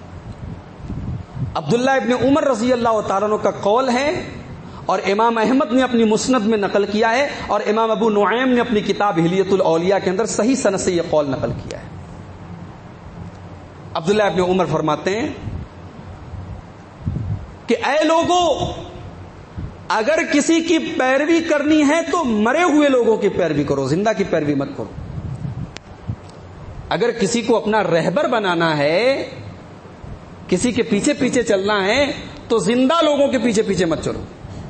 کیوں کہا ایسا؟ آگے وجہ بتا رہے ہیں. فَإِنَّ الْحَيَّ لَا تُؤْمَنُ عَلَيْهِ الْفِتْنَةُ. اس لیے کہ جو زندہ ہے وہ فتنے کا شکار ہو سکتا ہے. بھئی آدمی زندگی بھر ایمان کے راستے پر رہتا ہے، مرنے کے پہلے اس کا ایمان خراب ہو جاتا ہے، عقیدہ خراب ہو جاتا ہے، غلط منہج پہ چلا جاتا ہے، غلط عقیدے پہ چلا جاتا ہے. تو اسلام تو اصل اعتبار مرنے کا کرتا ہے نا، خاتمہ آپ کا کس چیز پر ہو رہا ہے. تو عبداللہ ابن عمر کہہ رہے ہیں کہ زندگی میں کسی کی نقل مت کرو، کسی کے پیچھے مت چلو، ان کی پیروی کرو جو دنیا سے چلے گئے. اب اس کے بعد اپنی بات کا مطلب بتاتے ہوئے کہتے ہیں عبداللہ ابن عمر کہ مرے ہوئے لوگوں کے پیچھے چلو جو دنیا سے چلے گئے، اللہ کو پیارے ہو گئے، ان کے پیچھے پیچھے چلو، یعنی نبی کے صحابہ کے پیچھے پیچھے چلو. اے عبداللہ ابن عمر، آپ کہہ رہے ہیں کہ رسول کے صحابہ کے پیچھے پیچھے چلو. سوال یہ پیدا ہوتا ہے کہ ایسی کیا خاص بات ہے صحابہ کے اندر کہ ہم ان کے نقش قدم پہ چلیں، ہم ان کے پیچھے پیچھے چلیں؟ فرمایا میرے نبی کے صحابہ کے اندر 3 کوالٹیز ہیں. ابر هذه الامت قلوبا، وہ اس امت کے اندر سب سے زیادہ صاف دل والے ہیں. ان کے جیسا صاف ستھرا دل کسی کے پاس نہیں ہے. ان کے دل میں کوئی کھوٹ نہیں، کوئی میل نہیں، ان کا دل پاک اور صاف ہے. اللہ اکبر. بھائی آج عبد الغفار صاحب کو آپ اچھا سمجھتے ہیں، محبت کرتے ہیں، مگر میرے دل میں کیا ہے یہ آپ کو تو نہیں پتا. دل کا حال تو اللہ جانتا ہے نا. دنیا میں کوئی ایسی ایکس رے مشین نہیں بنی، کوئی ایسا الٹرا ساؤنڈ مشین نہیں بنی جو یہ چیک کر کے بتا دے دل میں کیا چل رہا ہے. رسول کے صحابہ وہ ہیں، اللہ کہہ رہا ہے ابر هذه الامت قلوبا، ان کے دل اس امت کے سب سے زیادہ صاف ستھرے دل. ان کے دل میں کوئی حسد نہیں، کوئی کینہ نہیں، کوئی کپٹ نہیں. بھائی دنیا میں اگر آپ کا کسی سے جھگڑا ہو جائے، اختلاف ہو جائے، آپ بھی نیک ہیں، متقی ہیں، نمازی ہیں، سامنے والا بھی نیک ہے، متقی ہے، نمازی ہے، لیکن جب جھگڑا ہوتا ہے نا تو کچھ نہ کچھ تو دل میں میل آ جاتا ہے نا، کچھ نہ کچھ تو دل میں ایک دوسرے کے خلاف نفرت آ جاتی ہے. صحابہ وہ ہیں کہ آپس میں جنگ بھی ہوئی ہے، آپس میں لڑائی بھی ہوئی ہے، مگر ایک دوسرے کا احترام کرتے ہیں، ایک دوسرے کی محبت دل میں باقی ہے. حضرت علی کو دیکھو، حضرت علی کی لڑائی چلتی ہے حضرت امیر معاویہ سے، لڑائی ہو رہی ہے، جنگ ہو رہی ہے نظریات کی بنیاد پر. حضرت علی کی اپنی ایک سوچ ہے، اپنا ایک اسٹینڈ ہے، حضرت معاویہ کا اپنا ایک اسٹینڈ ہے.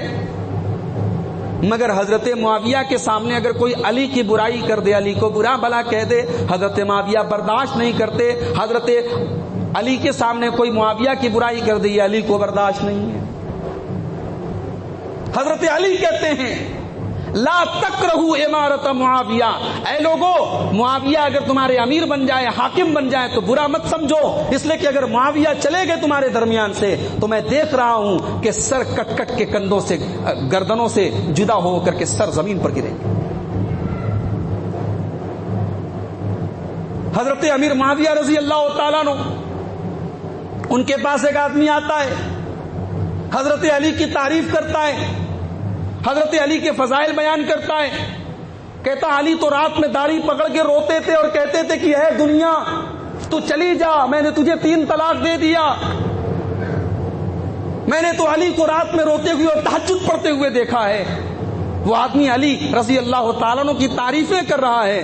حضرت معاویہ سن رہے ہیں اور رو رہے ہیں اور کہتے ہیں واللہ رحم اللہ ابو الحسن واللہ کان کذالک، اللہ رحم فرمائے ابو الحسن کے اوپر، اللہ رحم فرمائے علی کے اوپر، علی تو ایسے ہی تھے. صحابہ کے دل صاف ہے میرے بھائی. ابر هذه الامه قلوبا، صحابہ کے جیسا پاک صاف دل کسی کے پاس نہیں.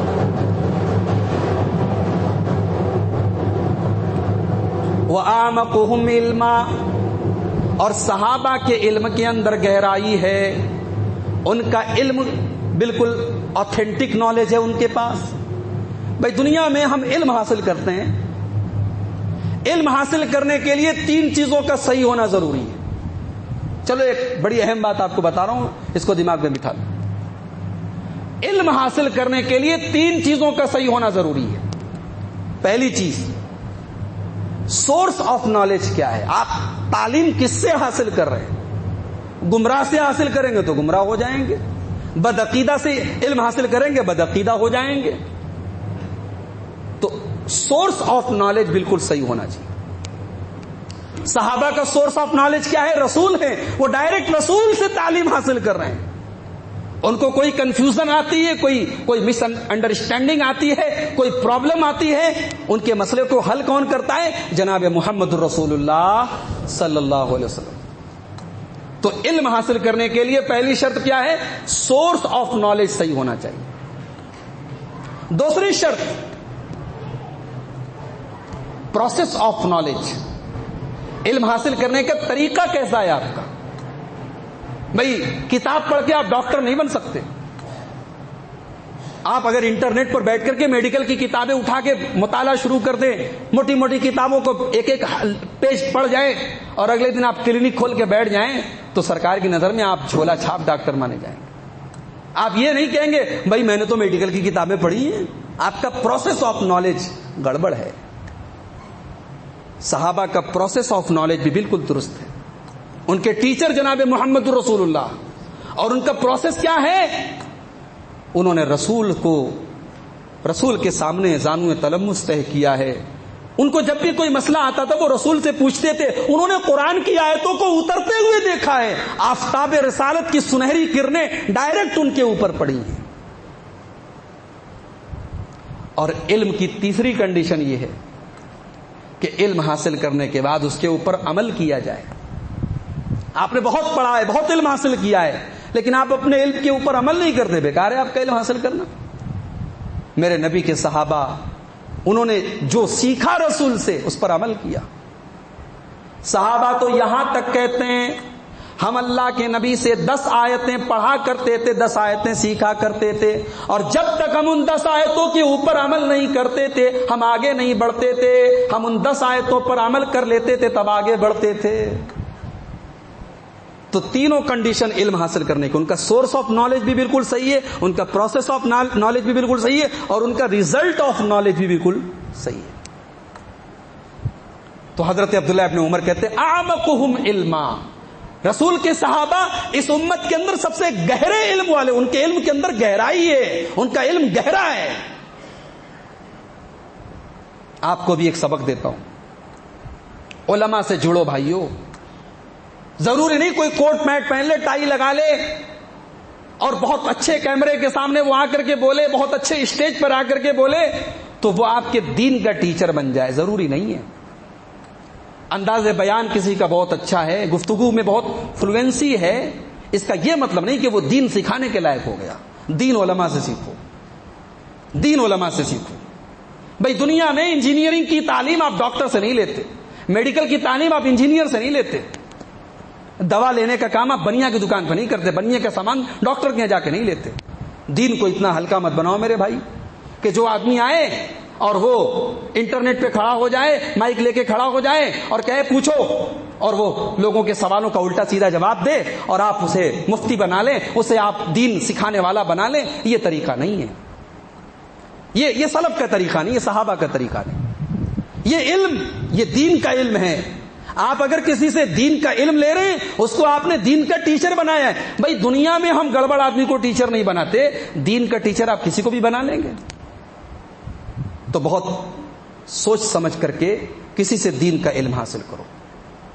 کوئی حدیثوں کا نمبر بتا رہا ہے, فر حدیثوں کا نمبر تو آپ کو بتا رہا ہے, لیکن آپ کو صحابہ سے بدظن کر رہا ہے, بدگمان کر رہا ہے, صحابہ کا بغض آپ کے دل میں ڈال رہا ہے. نام لے رہا ہے علی کی محبت کا, نام لے رہا ہے حسین کی محبت کا, نام لے رہا ہے اہل بیت کی محبت کا, لیکن آپ کے دل میں بیج بو رہا ہے معاویہ سے بغض کا, عمرو بن عاص سے بغض کا, صحابہ سے بغض کا. آپ سمجھ نہیں پا رہے ہیں, آپ کو بس یہی اچھا لگ رہا ہے بھائی فلاں صاحب تو نمبر بتاتے ہیں حدیث کا, انہوں نے ہر چیز حوالے سے بتائی ہے. حوالے سے بات کرنا, نمبر بتا دینا, دیٹ از ناٹ انف, یہ کافی نہیں ہے. کبھی کبھی ایسا بھی ہوتا ہے سامنے والا حدیث صحیح پڑھ رہا ہے, حدیث کا نمبر بھی صحیح بتا رہا ہے, لیکن حدیث کا مطلب غلط بتا رہا ہے, حدیث سے غلط مسئلہ نکال رہا ہے. تو صحابہ وہ ہیں کہ ان کے علم کے اندر گہرائی ہے. اور تیسری کوالٹی نبی کے صحابہ میں, وہ اقلہم تکلفا, صحابہ کے اندر تکلف نہیں ہے, صحابہ کے اندر بناوٹ نہیں ہے, تصنع نہیں ہے. صحابہ جو دکھتے ہیں وہ ہیں, ایسا نہیں ہے کہ دکھتے ہیں بہت نیک اور اندر سے نعوذ باللہ گڑبڑ ہے. نہیں, صحابہ جو دکھتے ہیں ویسے ہیں, جو ان کے دل میں ہے وہ زبان پر ہے. رستم, ایران اللہ کے رسول کے بعد حضرت عمر فاروق کے دور میں ایک سپر پاور ہے دنیا کی ایران. ایک رومن امپائر ہے, ایک پرشین امپائر ہے, ایک رومی طاقت ہے, ایک ایرانی طاقت ہے. اور حضرت عمر وہ ہیں جنہوں نے ان دونوں طاقتوں کو اپنے دور میں چیلنج کیا. مسلمانوں کی فوجیں لڑنے گئی ہیں ایران سے. ایران کا سپہ سالار ہے رستم, اس نے حضرت سعد بن ابی وقاص جو کمانڈر ان چیف تھے مسلمانوں کے, ان کے پاس پیغام بھیجا کہ بھائی جنگ کرنے سے پہلے تھوڑا ہم لوگ آپس میں گفتگو کر لیں, ڈسکس کر لیں, ہو سکتا ہے بات چیت سے مسئلہ حل ہو جائے. حضرت سعد بن ابی وقاص نے ایک صحابی جن کا نام ہے ربعی بن عامر رضی اللہ تعالیٰ عنہ, ان کو اپنا نمائندہ بنایا, اپنا ایمبیسڈر بنایا, اور کہا کہ تم جاؤ اور رستم کے دربار میں جا کر کے ہمارا جو اسٹینڈ ہے, ہماری جو بات ہے اس کو جا کر کے رکھو. بہت غور سے سنیے گا. رستم نے اپنے دربار کو خوب سجایا, بڑی بڑی جھالریں لگی ہیں, بڑے بڑے قمقمے لگے ہیں, بہترین قالین بچھا ہے. دربار کو اتنا سجایا ہے رستم نے کہ آج جو آئے دربار کی چمک دمک دیکھ کر کے حیران رہ جائے. حضرت ربیع بن عامر سپاہی کے لباس میں, جنگ کے لباس میں, لوہے کی زرہ پہن کر کے, تلوار اپنے میان میں لگا کر کے, گھوڑے پر سوار ہو کر کے رستم کے دربار میں پہنچتے ہیں. دروازے پر گھوڑے سے اترتے ہیں اور اپنے نیزے کو زمین کی اس بہترین قالین میں چبوتے ہوئے, اس قالین کو خراب کرتے ہوئے رستم کے سامنے جا کے کھڑے ہو جاتے ہیں. رستم کا سارا دربار حیران ہے, یہ کون سی مخلوق آ گئی بھائی, یہ کہاں سے آ گئے یہ لوگ. اس کو نہ قالین کی خوبصورتی نے اس کی آنکھوں کو چکا چوند کیا, نہ میرے دربار کے ان جھالروں نے اور ان کمکموں نے اس کو حیران کیا. یہ تو عجیب و غریب آدمی ہے, نہ دائیں دیکھ رہا ہے نہ بائیں دیکھ رہا ہے. سامنے آیا اور رستم کے سامنے کھڑے ہو. رستم نے پوچھا بھائی کہاں سے آئے ہو, کس لیے آئے ہو, تو مقصد کیا ہے تمہارا. اللہ اکبر. حضرت ربیع بن عامر نے 2 لائن میں پورا اسلام بیان کر دیا, 2 لائن میں پورا اسلام بیان کر دیا. کہا اے رستم جئنا لنخرج العباد من عبادت العباد الى عبادت اللہ، ہم آئے ہیں اس لیے تاکہ بندوں کو بندوں کی غلامی سے نکال کے اللہ کا بندہ بنا دیں. ومن جور الادیان الى عدل الاسلام، دنیا میں جو جھوٹے مذہب ہیں جو لوگوں نے بنا کے رکھے، ان مذہبوں نے انسانوں پر بڑا ظلم کیا ہے، اس ظلم سے نکال کے اسلام کی عدل و انصاف کی شیتل چھایا میں ہم لانے کے لیے آئے ہیں. ومن ضیق الدنیا الی سعۃ الآخرہ، اور ہم دنیا کی تنگیوں سے نکال کے آخرت کی وسعتوں اور آخرت کی کشادگی اور آخرت کی لمبائی چوڑائی میں لے ہم، یعنی جنت اور آخرت کی فکر اور جنت اور آخرت کے بارے میں لوگوں کو سوچنے پر مجبور کرنے کے لیے آئے. تو صحابہ ایسے تھے میرے بھائی، تکلف نہیں تھا ان کے اندر. اللہ کے نبی فجر کی نماز پڑھا رہے ہیں، ابو عبیدہ ابن جراح بحرین سے مال غنیمت لے کر کے آئے ہیں، مال لے کر کے آئے ہیں، مسجد میں آ کر کے مال رکھا ہوا ہے. صحابہ کو مال کی ضرورت ہے، غریب ہیں، کمزور ہیں. صحابہ نے مسجد میں دیکھا مال آیا ہوا ہے، ظاہر ہے کہ صحابہ کو اس مال کو حاصل کرنے کی طلب پیدا ہوئی. فجر کی نماز صحابہ نے پڑھی رسول کے ساتھ، رسول نے سلام پھیرا، رسول نے دیکھا صحابہ کی نظریں بار بار اس مال کی طرف جا رہی. کہا ہے میرے صحابہ، لگتا ہے کہ تمہیں پتا چل چکا ہے کہ ابو عبیدہ یمن سے بحرین سے مال لے کر کے آئے ہیں. کہا کہ ہاں اللہ کے نبی ہمیں پتا ہے. کہا کہ شاید تم اسی مال کو حاصل کرنے کے لیے بار بار مال کو دیکھ رہے ہو. کہا ہاں اللہ کے نبی ہمیں اس مال کی ضرورت ہے، ہم اسی لیے بار بار مال کی طرف دیکھ رہے ہیں. نبی اکرم نے فرمایا اے میرے صحابہ، میں اس بات سے نہیں ڈرتا ہوں کہ تم میرے بعد غریب ہو جاؤ گے. مجھے تمہارے بارے میں غریب ہونے کا ڈر نہیں ہے، مجھے تمہارے فقیر ہونے کا ڈر نہیں ہے. مجھے ڈر اس بات کا ہے جب دنیا تمہارے اوپر کشادہ ہو جائے گی، جب دنیا کی نعمتیں تم کو مل جائیں گی، جب دنیا کی دولت تم کو مل جائے گی، فَتَنَافَسُوهَا كَمَا تَنَافَسُوهَا، تو جیسے تم سے پہلے کے لوگوں نے دنیا کو حاصل کرنے کے لیے ایک دوسرے کو مارنا کاٹنا شروع کر دیا، ایک دوسرے سے لڑنا شروع کر دیا. کہیں ایسا نہ ہو کہ دنیا کو پانے کے لیے تم بھی ایک دوسرے سے لڑنے لگو، ایک دوسرے کو مارنے کاٹنے لگو، اور جیسے دنیا نے تم سے پہلے کے لوگوں کو ہلاک کر دیا کہیں تمہیں بھی ہلاک نہ کر دے. اقلہم تکلفا، صحابہ کے اندر تکلف نہیں ہے. صحابہ کے اندر جو چیز زبان پر ہے وہی دل میں ہے، جو دل میں ہے وہ زبان پر ہے. تو حضرت عبداللہ ابن عمر کہتے ہیں یہ 3 کوالٹی ہے میرے رسول کے صحابہ میں. اللہ تعالیٰ نے میرے رسول کے صحابہ کو چن لیا ہے اپنے نبی کی مدد کرنے کے لیے اور اپنے نبی کے دین کا سپورٹ کرنے کے لیے، لہٰذا میرے نبی کے صحابہ کے طریقے پر چلو. یہ کون کہہ رہا ہے؟ یہ عبداللہ ابن عمر کہہ رہے ہیں. محرم کا مہینہ چل رہا ہے، 2 مہینے کے بعد ربیع الاول کا مہینہ آئے گا. یہ مہینہ اہل بیت سے محبت کے نام پہ جانا جاتا ہے. ربیع الاول کا مہینہ رسول سے محبت کے نام پہ جانا جاتا ہے. بھائی رسول سے محبت کیا ہے؟ رسول کے نام پر چند رسمی کام کر لیے جائیں، محبت رسول کے نام پہ جھنڈیاں لگا لی جائیں، نعرے لمبے چوڑے لگا لیے جائیں، ہرے رنگ کی پگڑی پہن لی جائے، کیا یہ محبت رسول ہے؟ آؤ تمہیں سکھاتا ہوں کہ رسول سے محبت کس کو کہتے ہیں. حضرت خبیب ابن عدی کو دیکھو، مکہ والوں نے گرفتار کر لیا ہے، سولی پہ چڑھانے کی تیاری ہو رہی ہے. حضرت خبیب کہتے ہیں کہ اے مکہ کے لوگوں، مجھے 2 رکعت نماز پڑھنے کا موقع دے دو، میں 2 رکعت نماز پڑھنا چاہتا ہوں، آخری اچھا ہے، آخری خواہش ہے، مجھے پوری کر لینے دو. کہا ٹھیک ہے پڑھ دو 2 رکعت نماز. حضرت خبیب نے نماز شروع کی، 2 ہلکی رکعتیں پڑھی، اور جب سلام پھیرا کہا کہ اے مکہ والو، میں اور لمبی نماز بھی پڑھ سکتا تھا مگر شاید تمہارے دماغ میں یہ غلط فہمی پیدا ہو جاتی، میں موت کے ڈر سے نماز کو لمبا کر رہا ہوں، اس لیے میں نے مختصر نماز پڑھی ہے. مکہ والوں نے کہا اے خبیب، تھوڑی دیر کے بعد ہم تجھے سولی چڑھا دیں گے، تیرا آخری ٹائم ہے، تمہیں اپنی جان بچانے کا بھی موقع دے رہے ہیں، ایک چانس تمہیں دے رہے ہیں. اگر تم اپنی زبان سے اتنا کہہ دو آج ہماری جگہ محمد ہوتے، آج ہماری جگہ محمد الرسول اللہ کو نعوذ باللہ سولی چڑھا دیا جاتا، تو اے خبیب تم صرف اتنا کہہ دو، ہم وعدہ کرتے ہم تمہیں چھوڑ دیں گے، تمہاری جان بخش دیں گے، تمہیں معاف کر دیں گے. جان کے لالے ہیں، آخری موقع ہے، اور صرف زبان سے کہنا ہے. بھائی اسلام نے تو اجازت دی ہے نا، جان اگر خطرے میں ہو تو سور کا گوشت آپ کھا سکتے ہیں، مردار کھا سکتے ہیں اگر جان بچانا ہو.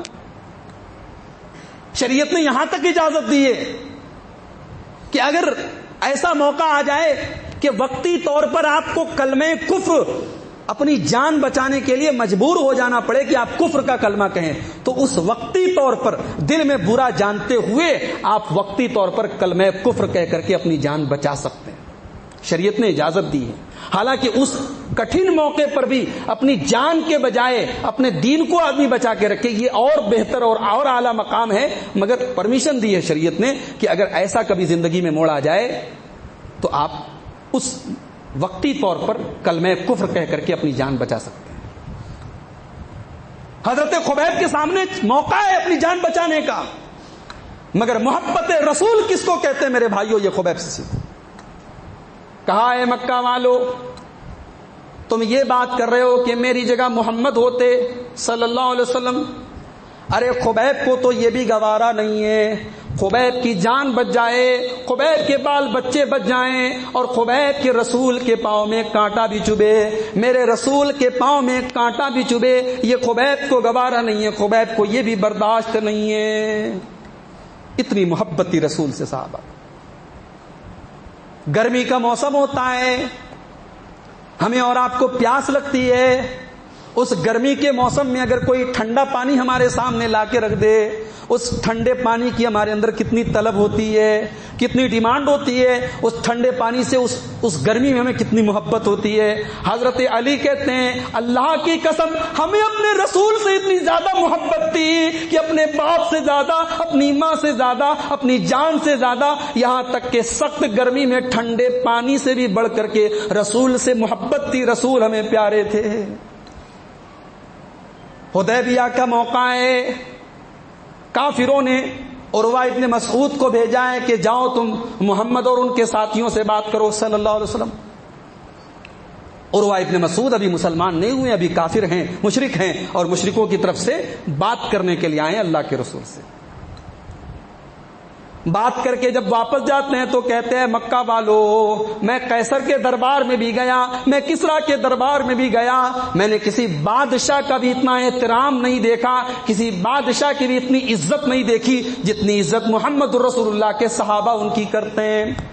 اے مکہ والو، محمد رسول اللہ کے صحابہ تو اپنے رسول سے اتنی محبت کرتے ہیں کہ ان کی طرف وہ ٹکٹکی بات کر کے دیکھتے بھی نہیں ہیں، اتنا احترام کرتے ہیں کہ نظریں جما کر کے وہ اپنے نبی کا دیدار بھی نہیں کرتے ہیں. وہ اتنی محبت کرتے ہیں کہ محمد رسول اللہ اگر وضو کریں تو ان کے وضو کا بچا ہوا پانی حاصل کرنے کے لیے ایک دوسرے سے لڑتے ہیں. اتنی محبت کرتے ہیں کہ وہ رسول اگر تھوک دیں تو ان کا تھوک زمین پر نہیں گرتا ہے، کوئی نہ کوئی صحابی اپنے ہاتھ میں وہ تھوک لے کر کے اپنے بدن پہ مل لیتا ہے، اپنے بدن پہ رگڑ دیتا ہے.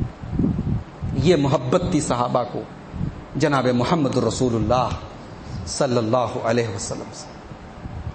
اور ایسا نہیں ہے کہ یہ صرف محبت تھی، محبت کے ساتھ ساتھ رسول کی سنت کی اتباع کا جذبہ بھی اتنا ہی زیادہ تھا.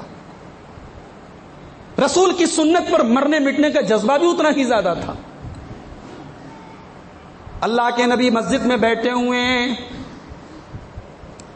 دروازے پر عبداللہ ابن مسعود داخل ہو رہے ہیں، دروازے کے اندر آ رہے ہیں.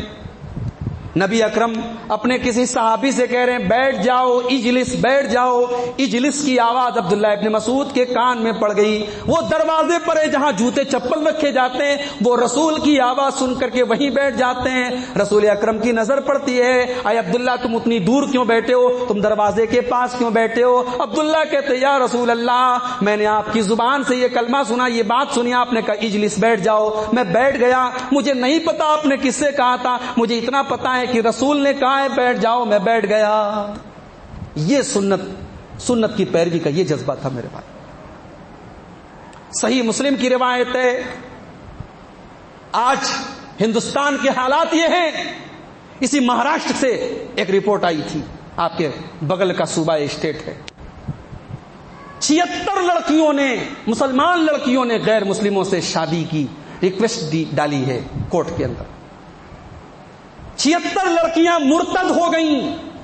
ظاہر ہے کہ مسلمان لڑکی اگر غیر مسلم سے شادی کرتی ہے، اسلام کی نظر میں یہ شادی حرام ہے اور یہ زنا ہے. اور یہ لڑکیاں صرف شادی نہیں کر رہی ہیں، اس کے ساتھ ساتھ جس لڑکے سے شادی کر رہی ہیں اس کے مذہب کو بھی قبول کر رہی ہیں، اس کے مذہب میں داخل ہو رہی ہیں، مرتد ہو رہی ہیں. ہماری پیشانی پر بڑے بل پڑتے ہیں، ہمیں بڑا غصہ آتا ہے. ہماری لڑکیاں مرتد ہو رہی ہیں، ہماری بہنیں مرتد ہو رہی ہیں، مگر تب بھی ہماری آنکھ نہیں کھلتی. ہم نے مسجدوں کے دروازے بند کر کے رکھے اپنی عورتوں کے لیے. ہمارے مولویوں نے فتویٰ دیا مسجد میں عورتیں نہ جائیں، مسجد میں جانا ان کے لیے فتنہ ہے، ان کے لیے آزمائش ہے، ان کے لیے حرام ہے. مارکیٹ جائیں، گھومنے پھرنے کی جگہوں پہ جائیں، مسجد میں آئیں گی، جمعہ کا خطبہ سن لیں گی، دین کی کچھ باتیں سن لیں گی تو فتنہ ہے. میرے بھائیوں، آج WhatsApp, social media, Facebook, Instagram, بے حیائی کے یہ سارے اڈے ہمارے گھر میں موجود ہیں. ہماری بیٹیاں، ہماری بہنیں، ہمارے گھر کی لڑکیاں ان کو استعمال کر رہی ہیں، بے حیائی سیکھ رہی ہیں، لیکن ان کو دین کی بات بتانے کا کوئی سورس ہم نے اپنے پاس نہیں رکھا. ہم نے مسجدوں کے دروازے بند کر لیے ان کے. عبداللہ ابن عمر رضی اللہ تعالیٰ عنہ، صحیح مسلم کے الفاظ ہیں، وہ کھڑے ہو کر کے رسول کی حدیث سنا رہے، لا تمنعوا اماء اللہ عن المساجد، اللہ کی بندیوں کو مسجد جانے سے مت روکو. اگر اللہ کی بندیاں مسجد جانا چاہیں تو ان کو مسجد میں جانے دو. ان کا ایک بیٹا کھڑا ہو گیا، اس نے کہا ہم تو روکیں گے، ہم نہیں جانے دیں گے عورتوں کو مسجد میں، ہم عورتوں کو مسجد میں نہیں جانے دیں گے، وہ جا کر کے وہاں فتنہ کریں گی. صحیح مسلم کے الفاظ ہیں. حضرت عبداللہ ابن عمر نے اپنے اس بیٹے کو برا بھلا کہا، لان تان کیا اور کہا کہ میں رسول کی حدیث سنا رہا ہوں کہ مت روکو اللہ کی بندیوں کو مسجد جانے سے، اور تو کہہ رہا ہے کہ ہم روکیں گے. آج کے بعد میں تجھ سے بات نہیں کروں گا. اور اس دن کے بعد سے مرتے دم تک عبداللہ ابن عمر رضی اللہ تعالیٰ عنہ اپنے اس بچے سے بات نہیں کرتے. یہ ہوتی ہے اتباع سنت. محبت رسول دکھانے کا نام نہیں ہے میرے بھائیوں، محبت رسول اس کا نام ہے کہ رسول کے اشارے پر آدمی جان دے دے، رسول کے حکم پر آدمی سر کٹا دے، رسول کی سنت پر آخری دم تک چلے. ایک اور صحابی ہیں، سونے کی انگوٹھی پہن کر کے آ گئے. رسول اکرم نے دیکھا سونے کی انگوٹھی پہن کے آئے. ہمارے ہاں ابھی بھی چل رہی ہے، بہت سارے لڑکوں کو سونے کی انگوٹھی منگنی کے موقع پہ مل جاتی ہے، سونے کی چین مل جاتی ہے، سونے کی بٹن لوگ لگا لیتے ہیں. حرام ہے، مرد کے لیے سونا حرام ہے. نبی اکرم نے صحابی کی انگلی میں انگوٹھی دیکھی سونے کی، کہا کہ ايامد احدكم الى جمرة من النار، اے میرے صحابی تو سونے کا انگارہ پہن کے چل رہا ہے، کیا تو پسند کرے گا جہنم کا انگارہ تیرے ہاتھوں میں پہنایا جائے؟ رسول نے اتنا کہا اور ان کی انگلی سے انگوٹھی نکالی اور زمین پہ پھینکی. رسول اکرم صلی اللہ علیہ وسلم جب وہاں سے تشریف لے گئے، چلے گئے، دوسرے صحابہ نے اس صحابی سے کہا بھائی سونے کی انگوٹھی ہے، اٹھا لو، بیچ دینا، گھر کی عورتوں کو دے دینا، فائدہ اٹھا لینا، یہ قیمتی چیز ہے. صحابی کا جواب سنو، کہتے ہیں واللہ لا آخذ شیئا طرحہ رسول اللہ صلی اللہ علیہ وسلم، جس چیز کو میرے رسول نے پھینک دیا ہو اس چیز کو میں دوبارہ ٹچ کرنا بھی گوارا نہیں کرتا، اس چیز کو میں دوبارہ چھونا بھی گوارا نہیں کرتا. رسول نے غصے میں پھینک دیا ہے، میں نہیں چھوتا، میں اس سامان کو نہیں اٹھاتا. یہ ہے رسول کے صحابہ. غزوہ احد کا موقع ہے، جنگ کے میدان میں ایک عورت کا شوہر شہید ہو گیا، بھائی شہید ہو گیا اور بیٹا شہید ہو گیا. جنگ سے جب خبر آئی مدینہ کے اندر، خبر لانے والے نے اس بوڑھی عورت سے کہا اماں بڑے افسوس کی خبر ہے، تو بیوہ ہو گئی، تیرے شوہر کا انتقال ہو گیا، تیرا شوہر شہید ہو گیا. وہ بوڑھی عورت کہتی ہے میرے شوہر کی خیریت مت بتاؤ مجھے عائشہ اور خدیجہ کے شوہر کی خیریت بتاؤ، مجھے بتاؤ کہ جناب محمد الرسول اللہ کیسے ہیں، کس حال میں؟ صحابی کہتے ہیں کہ امی اللہ کے رسول بالکل خیریت سے ہیں، بالکل ٹھیک ہیں۔ تھوڑی دیر کے بعد ایک دوسرا آدمی خبر لے کے آتا ہے، امی جان تیرے بیٹے کا انتقال ہو گیا، تیرا بیٹا اللہ کی راہ میں شہید ہو گیا۔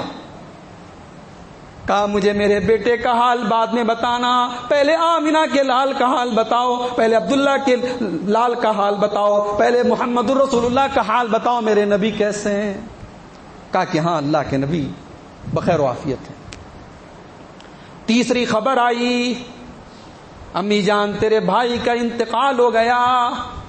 کہا کہ میرے بھائی کا حال مجھے بعد میں بتانا، پہلے محمد عربی کا حال مجھے بتاؤ۔ کہا کہ ہاں اللہ کے رسول صحیح سلامت ہیں۔ اس نے کہا نہیں، مجھے جب تک اپنے رسول کا دیدار نہیں کرا دو گے، میں اپنی آنکھوں سے اپنے رسول کو دیکھ نہیں لوں گی، تب تک مجھے چین نہ ملے گا۔ تھوڑی دیر کے بعد اللہ کے رسول اپنی سواری پر مدینہ میں تشریف لا رہے ہیں، عورت نے دور سے اللہ کے رسول کو دیکھا، کہنے لگی کل مصیبت بعدک جلل، اے اللہ کے نبی میں نے شوہر کھو دیا، میں نے بیٹا کھو دیا، میں نے بھائی کھو دیا، مگر اے میرے رسول آپ کو دیکھ لیا، آپ کو دیکھنے کے بعد یہ ساری مصیبتیں میری ختم ہو گئیں، یہ ساری مصیبتیں میرے لیے ہلکی ہو گئیں۔ اے میرے نبی اگر آپ زندہ ہیں، آپ باحیات ہیں، آپ موجود ہیں تو یہ ساری مصیبتیں میرے لیے آسان ہیں۔ یہ ہے محبت رسول، صحابہ کا جذبہ، دین کی راہ میں قربانی کا جذبہ۔ میرے بھائیوں، حضرت صہیب رومی کو دیکھو، مکہ سے ہجرت کر کے مدینہ جا رہے ہیں، زندگی بھر کی جو کمائی ہے، جو پیسہ ہے، جو دھن دولت ہے، سب اکٹھا کر کے اپنے ساتھ لے کے جا رہے ہیں۔ مکہ کے سرداروں نے ان کی اونٹ کی لگام پکڑ لی، نکیل پکڑ لی۔ اے صہیب کہاں جا رہے ہو؟ کہا مدینہ جا رہا ہوں۔ کہا اچھا بھول گئے؟ چھوٹے سے تھے جب آئے تھے مکہ میں، غلام تھے، بزنس کیا، پیسہ کمایا، پراپرٹی بنائی، پیسہ دھن دولت اکٹھا کیا، آج سب لے دے کر کے مدینہ جانا چاہتے ہو؟ ہم تمہیں جانے نہیں دیں گے۔ کہا ہے مکہ کے سرداروں اگر یہ دھن دولت میں چھوڑ کے جاؤں تو کیا تم مجھے جانے دو گے؟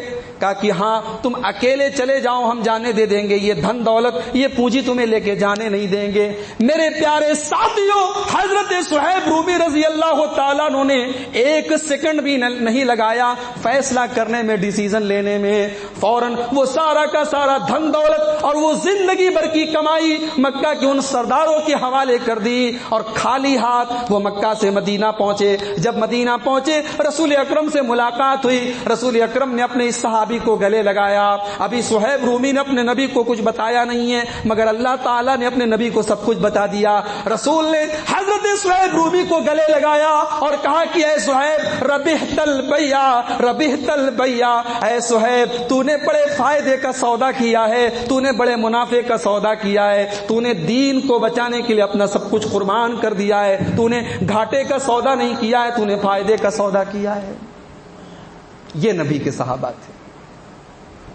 آج اللہ کے دین کے لیے چند پیسے ہمیں دینے پڑ جائیں، اللہ کو راضی کرنے کے لیے چند روپیے ہمیں خرچ کرنے پڑ جائیں تو ہمیں پریشانی ہوتی ہے، ہمارے ماتھے پر بل آ جاتے ہیں۔ غزوہ تبوک کا موقع یاد کرو میرے پیارے ساتھیوں، نبی کے صحابہ اپنے نبی کے ساتھ جا رہے ہیں اور کھانے کی اتنی قلت ہے، ایک کھجور کو 15 لوگ مل کر کے باری باری سے اس کھجور کو چوس کر کے سفر کاٹ رہے ہیں۔ ایسا بھی موقع آیا جب کھانے کو کچھ نہیں ہے تو سواری کے اونٹ کو ذبح کر دیا گیا اور اونٹ کے گوشت کو تقسیم کر دیا گیا۔ جب وہ اونٹ کا گوشت بھی ختم ہو گیا، اس کے پیٹ کے اندر جو چربی ہوتی ہے، جو پانی ہوتا ہے، اس پانی کو پی کر کے صحابہ نے اس سفر کو کاٹا ہے۔ میرے پیارے بھائیوں، بڑی قربانیوں کے بعد یہ اسلام ہمیں ملا ہے، یہ دین ہمیں ملا ہے۔ اس دین کو ہمیں پہنچانے کے لیے صحابہ نے بڑے پاپڑ بیلے ہیں، بڑی تکلیفیں اٹھائی ہیں، بڑی قربانیاں دی ہیں۔ غزوہ تبوک کا موقع ہے، حضرت عمر فاروق نبی کا اعلان سنتے ہیں۔ نبی اکرم کا اعلان ہوتا ہے کہ جو غزوہ تبوک کے لیے تیاری میں جو بھی اپنا تعاون کرے گا، سپورٹ کرے گا، ڈونیشن دے گا، میں جنت کی گارنٹی دیتا ہوں اس کو۔ حضرت عمر فاروق اپنے گھر آتے ہیں، اپنے سارے سامان کو, سارے مال کو اکٹھا کرتے ہیں اور 2 حصوں میں ڈیوائیڈ کرتے ہیں, اور آدھا مال گھر پہ چھوڑتے ہیں اور آدھے مال کو پیک کر کے رسول اکرم کی خدمت میں آتے ہیں اور رسول اکرم صلی اللہ علیہ وسلم کے قدموں میں لا کے رکھ دیتے ہیں. نبی اکرم سوال کرتے ہیں, اے عمر فاروق, اتنا سارا مال لے کر کے آئے ہو, گھر والوں کے لیے کچھ چھوڑا ہے کہ نہیں چھوڑا ہے؟ ہاں اللہ کے نبی آپ فکر نہ کریں, آدھا لے کے آیا ہوں, آدھا چھوڑ کے آیا ہوں. عمر فاروق کہتے ہیں, میرے دل میں آج یہ خیال آیا کہ ہمیشہ تو ابو بکر نیکی کے معاملے میں مجھ سے آگے نکل جاتے ہیں, آج عمر فاروق آگے نکل کر کے دکھائے گا, آج عمر فاروق آگے بڑھ کر کے دکھائے گا. بھئی ایسا کمپٹیشن بھی ہونا چاہیے سماج میں. دولت کے لیے تو بہت کمپٹیشن ہوتا ہے, بزنس کے لیے تو بہت کمپٹیشن ہوتا ہے. یہ کمپٹیشن جو صحابہ کرتے تھے, نیکی میں کمپٹیشن کرتے تھے. عمر فاروق کہہ رہے ہیں کہ آج میرے دل میں یہ خیال آیا کہ ابو بکر آج پیچھے ہو جائیں گے, عمر آگے ہو جائے گا. تھوڑی دیر کے بعد حضرت ابو بکر بھی آتے ہیں اور وہ بھی اپنا مال اللہ کے رسول کے قدموں میں رکھ دیتے ہیں. رسول اکرم کہتے ہیں, ابو بکر ما ابقیت لأہلک, اے ابو بکر یہ بتاؤ تم گھر والوں کے لیے کچھ چھوڑ کے آئے ہو یا نہیں آئے ہو؟ اے اللہ کے نبی, گھر والوں کو میں کیا چھوڑ کے آؤں؟ آج اسلام کو میرے مال کی ضرورت ہے, آج اللہ کے دین کو میرے مال کی ضرورت ہے. ابقیت لہم اللہ ورسولہ, اے اللہ کے نبی میں گھر والوں کو اللہ کے سہارے چھوڑ کے آیا ہوں, میں گھر والوں کو اللہ کے بھروسے چھوڑ کے آیا ہوں, میں گھر میں اللہ کو اور اس کے رسول کو چھوڑ کے آیا ہوں, میں نے گھر میں پھوٹی کوڑی بھی نہیں چھوڑی, یہ کچھ بھی نہیں چھوڑا ہے. حضرت عمر فاروق کی آنکھوں میں آنسو آ جاتے ہیں اور کہتے ہیں, ابو بکر عمر تیرا مقابلہ نہیں کر سکتا, عمر تجھ سے آگے نہیں نکل سکتا. یہ ہیں رسول کے صحابہ. حضرت عمرو بن جموح رضی اللہ تعالیٰ بوڑھے ہو چکے ہیں, ایک ٹانگ ان کی ختم ہو چکی ہے, ایک ٹانگ بچی ہے, 70 سال کی عمر ہے. غزوہ احد کا موقع ہے. رسول اکرم سے کہتے ہیں, یا رسول اللہ میں اس غزوے میں جانا چاہتا ہوں. اللہ کے رسول کہتے ہیں, اے عمرو بن جموح تمہارے 3 جوان بچے ہیں, وہ تمہاری طرف سے کافی ہیں, تم بوڑھے ہو چکی ہو, وہ لنگڑے ہو ایک پیر سے. کہا, اے اللہ کے نبی انہی لنگڑی ٹانگوں کے ذریعے, اس ایک ٹانگ کے ذریعے اگر میں جنت میں جانا چاہتا ہوں تو آپ میرا راستہ کیوں روک رہے ہیں؟ اے اللہ کے نبی, جب قرآن میں اللہ تعالیٰ یہ فرما رہا ہے, انفروا خفافا وثقالا, صحت کی حالت میں بھی اللہ کی راہ میں نکلو, اور بیمار ہو تو تب بھی اللہ کی راہ میں نکلو, پیسہ ہے تو تب بھی اللہ کی راہ میں نکلو, اور غریب ہو تب بھی اللہ کی راہ میں نکلو. جب قرآن یہ حکم دے رہا ہے تو اے اللہ کے نبی اگر میں 70 سال کا ہو گیا اور میں ایک ٹانگ کا اگر لنگڑا ہو گیا تو مجھے روکنے کا آپ کو کیا اختیار ہے؟ اے اللہ کے نبی مجھے جانے دیجئے, مجھے مت روکیے. نبی اکرم نے کہا, ٹھیک ہے جاؤ تم. 70 سال کا یہ بوڑھا, ایک ٹانگ کا لنگڑا انسان احد کے میدان میں صفوں کو چیرتے ہوئے سب سے آگے بڑھتا ہے اور دشمنوں کو جہنم میں پہنچاتے ہوئے اور دشمنوں کو قتل کرتے ہوئے اللہ کی راہ میں شہید ہو جاتا ہے. اور جب شہدائے احد کی لاشیں اکٹھا ہوتی ہیں, رسول اکرم کہتے ہیں کہ میں دیکھ رہا ہوں کہ عمرو بن جموح کی دونوں ٹانگیں بالکل درست ہو چکی ہیں اور اللہ تبارک و تعالیٰ انہیں جنت میں داخل کر رہا ہے. میں اپنے اس صحابی کو, اس بوڑھے صحابی کو جنت میں جاتے ہوئے میں اپنی آنکھوں سے دیکھ رہا ہوں. یہ رسول کے صحابہ ہیں میرے بھائی. دین کی راہ میں قربانی, اللہ کے رسول کی محبت, اللہ کے دین سے وفاداری ان کی گھٹیوں میں ہے میرے بھائی. غزوہ احد میں رسول اکرم کے چہرے پر وہ جو جنگ کے میدان میں لوہے کی ایک ٹوپی پہنی جاتی تھی, آرمر کیپ, جس کو اردو میں خود کہتے ہیں, خود کی کڑیاں جو ہوتی ہیں وہ دونوں طرف اللہ کے رسول کے گال میں داخل ہو گئی تھی. بھئی ہمارے نبی نے بھی بڑی تکلیفیں جھیلی ہیں, نبی کا خون بہا ہے غزوہ احد میں. حضرت ابو عبیدہ ابن جراح نے دیکھا رسول بڑی تکلیف میں ہے, رسول کے گال میں وہ لوہے کی کڑیاں داخل ہو گئی ہیں. اب حضرت ابو عبیدہ دیکھ رہے ہیں اگر ہاتھ سے نکالتا ہوں تو رسول اکرم کو تکلیف ہوگی. انہوں نے اپنے دانتوں سے پکڑ کے ایک طرف کی کڑی کو دانتوں سے پکڑ کے نکالا, کڑی تو نکل گئی, حضرت ابو عبیدہ کا سامنے کا دانت ختم ہو گیا. پھر دوسری طرف کی کڑی نکالی, دوسرا دانت بھی ختم ہو گیا, سامنے کے دونوں دانت ان کے ٹوٹ گئے. صحابہ کہتے ہیں سامنے کے 2 دانت کسی کے ٹوٹ جائیں تو بڑا بدصورت لگتا ہے, مگر رسول کو تکلیف نہ پہنچے، رسول کو پریشانی نہ ہو، اس مقصد کے لیے رسول کے گال اور رسول کے رخسار سے وہ کڑیاں نکالنے والے ابو عبیدہ ابن جراح کا چہرہ بڑا خوبصورت لگتا تھا. یہ دنیا کا پہلا آدمی تھا جس کے 2 دانت نکلے ہوئے ہیں مگر وہ بڑا مسکراتا ہے تو بڑا اچھا لگتا ہے. یہ رسول کے صحابہ تھے میرے بھائی. اور ایک آخری بات بیان کر کے بات ختم کرتا ہوں. فکر آخرت. رسول کے صحابہ کو آخرت کی کتنی فکر ہوتی تھی. بھئی ہم اور آپ دنیا دار لوگ ہیں، دنیا کے لیے جیتے ہیں، دنیا کے لیے مرتے ہیں. صبح اٹھتے ہیں دنیا کی فکر، رات میں بستر پہ لیٹتے دنیا کی فکر. بھئی جنت کے بارے میں کون سوچتا ہے؟ آخرت کے بارے میں کون سوچتا ہے؟ اور 4 پیسے جس کے پاس آ جائیں، خوبصورت مکان جس کو مل جائے، خوبصورت بیوی جس کو مل جائے، وہ بیچارہ کہاں جنت کے بارے میں؟ وہ تو دنیا میں ہی جنت کا مزہ لوٹنا چاہتا ہے، وہ اس جنت کی فکر کہاں کرتا ہے؟ عثمان غنی کو دیکھو، کروڑ پتی آدمی ہیں، پیسے والے آدمی ہیں، دولت والے آدمی ہیں، راتوں کو رویا کرتے ہیں، قبرستان سے گزرتے ہیں، کسی قبر کو دیکھتے تو زارو قطار رونے لگتے ہیں. لوگ سوال کرتے ہیں کہ عثمان کیا بات ہے، آپ قبرستان پہ جب جاتے ہیں اور قبروں کو جب دیکھتے ہیں تو رونے لگتے ہیں؟ عثمان غنی کہتے ہیں او لوگو، میں نے اپنے نبی کو یہ فرماتے ہوئے سنا ہے کہ قبر آخرت کی پہلی منزل ہے. میں جب قبر کو دیکھتا ہوں مجھے اپنی آخرت یاد آ جاتی ہے. میں سوچتا ہوں کہ اس منزل کو جب میں کراس کر جاؤں گا تبھی میرے لیے آگے کی منزل آسان ہے، اور اسی لیے جب میں قبروں کو دیکھتا ہوں تو رونے لگتا ہوں.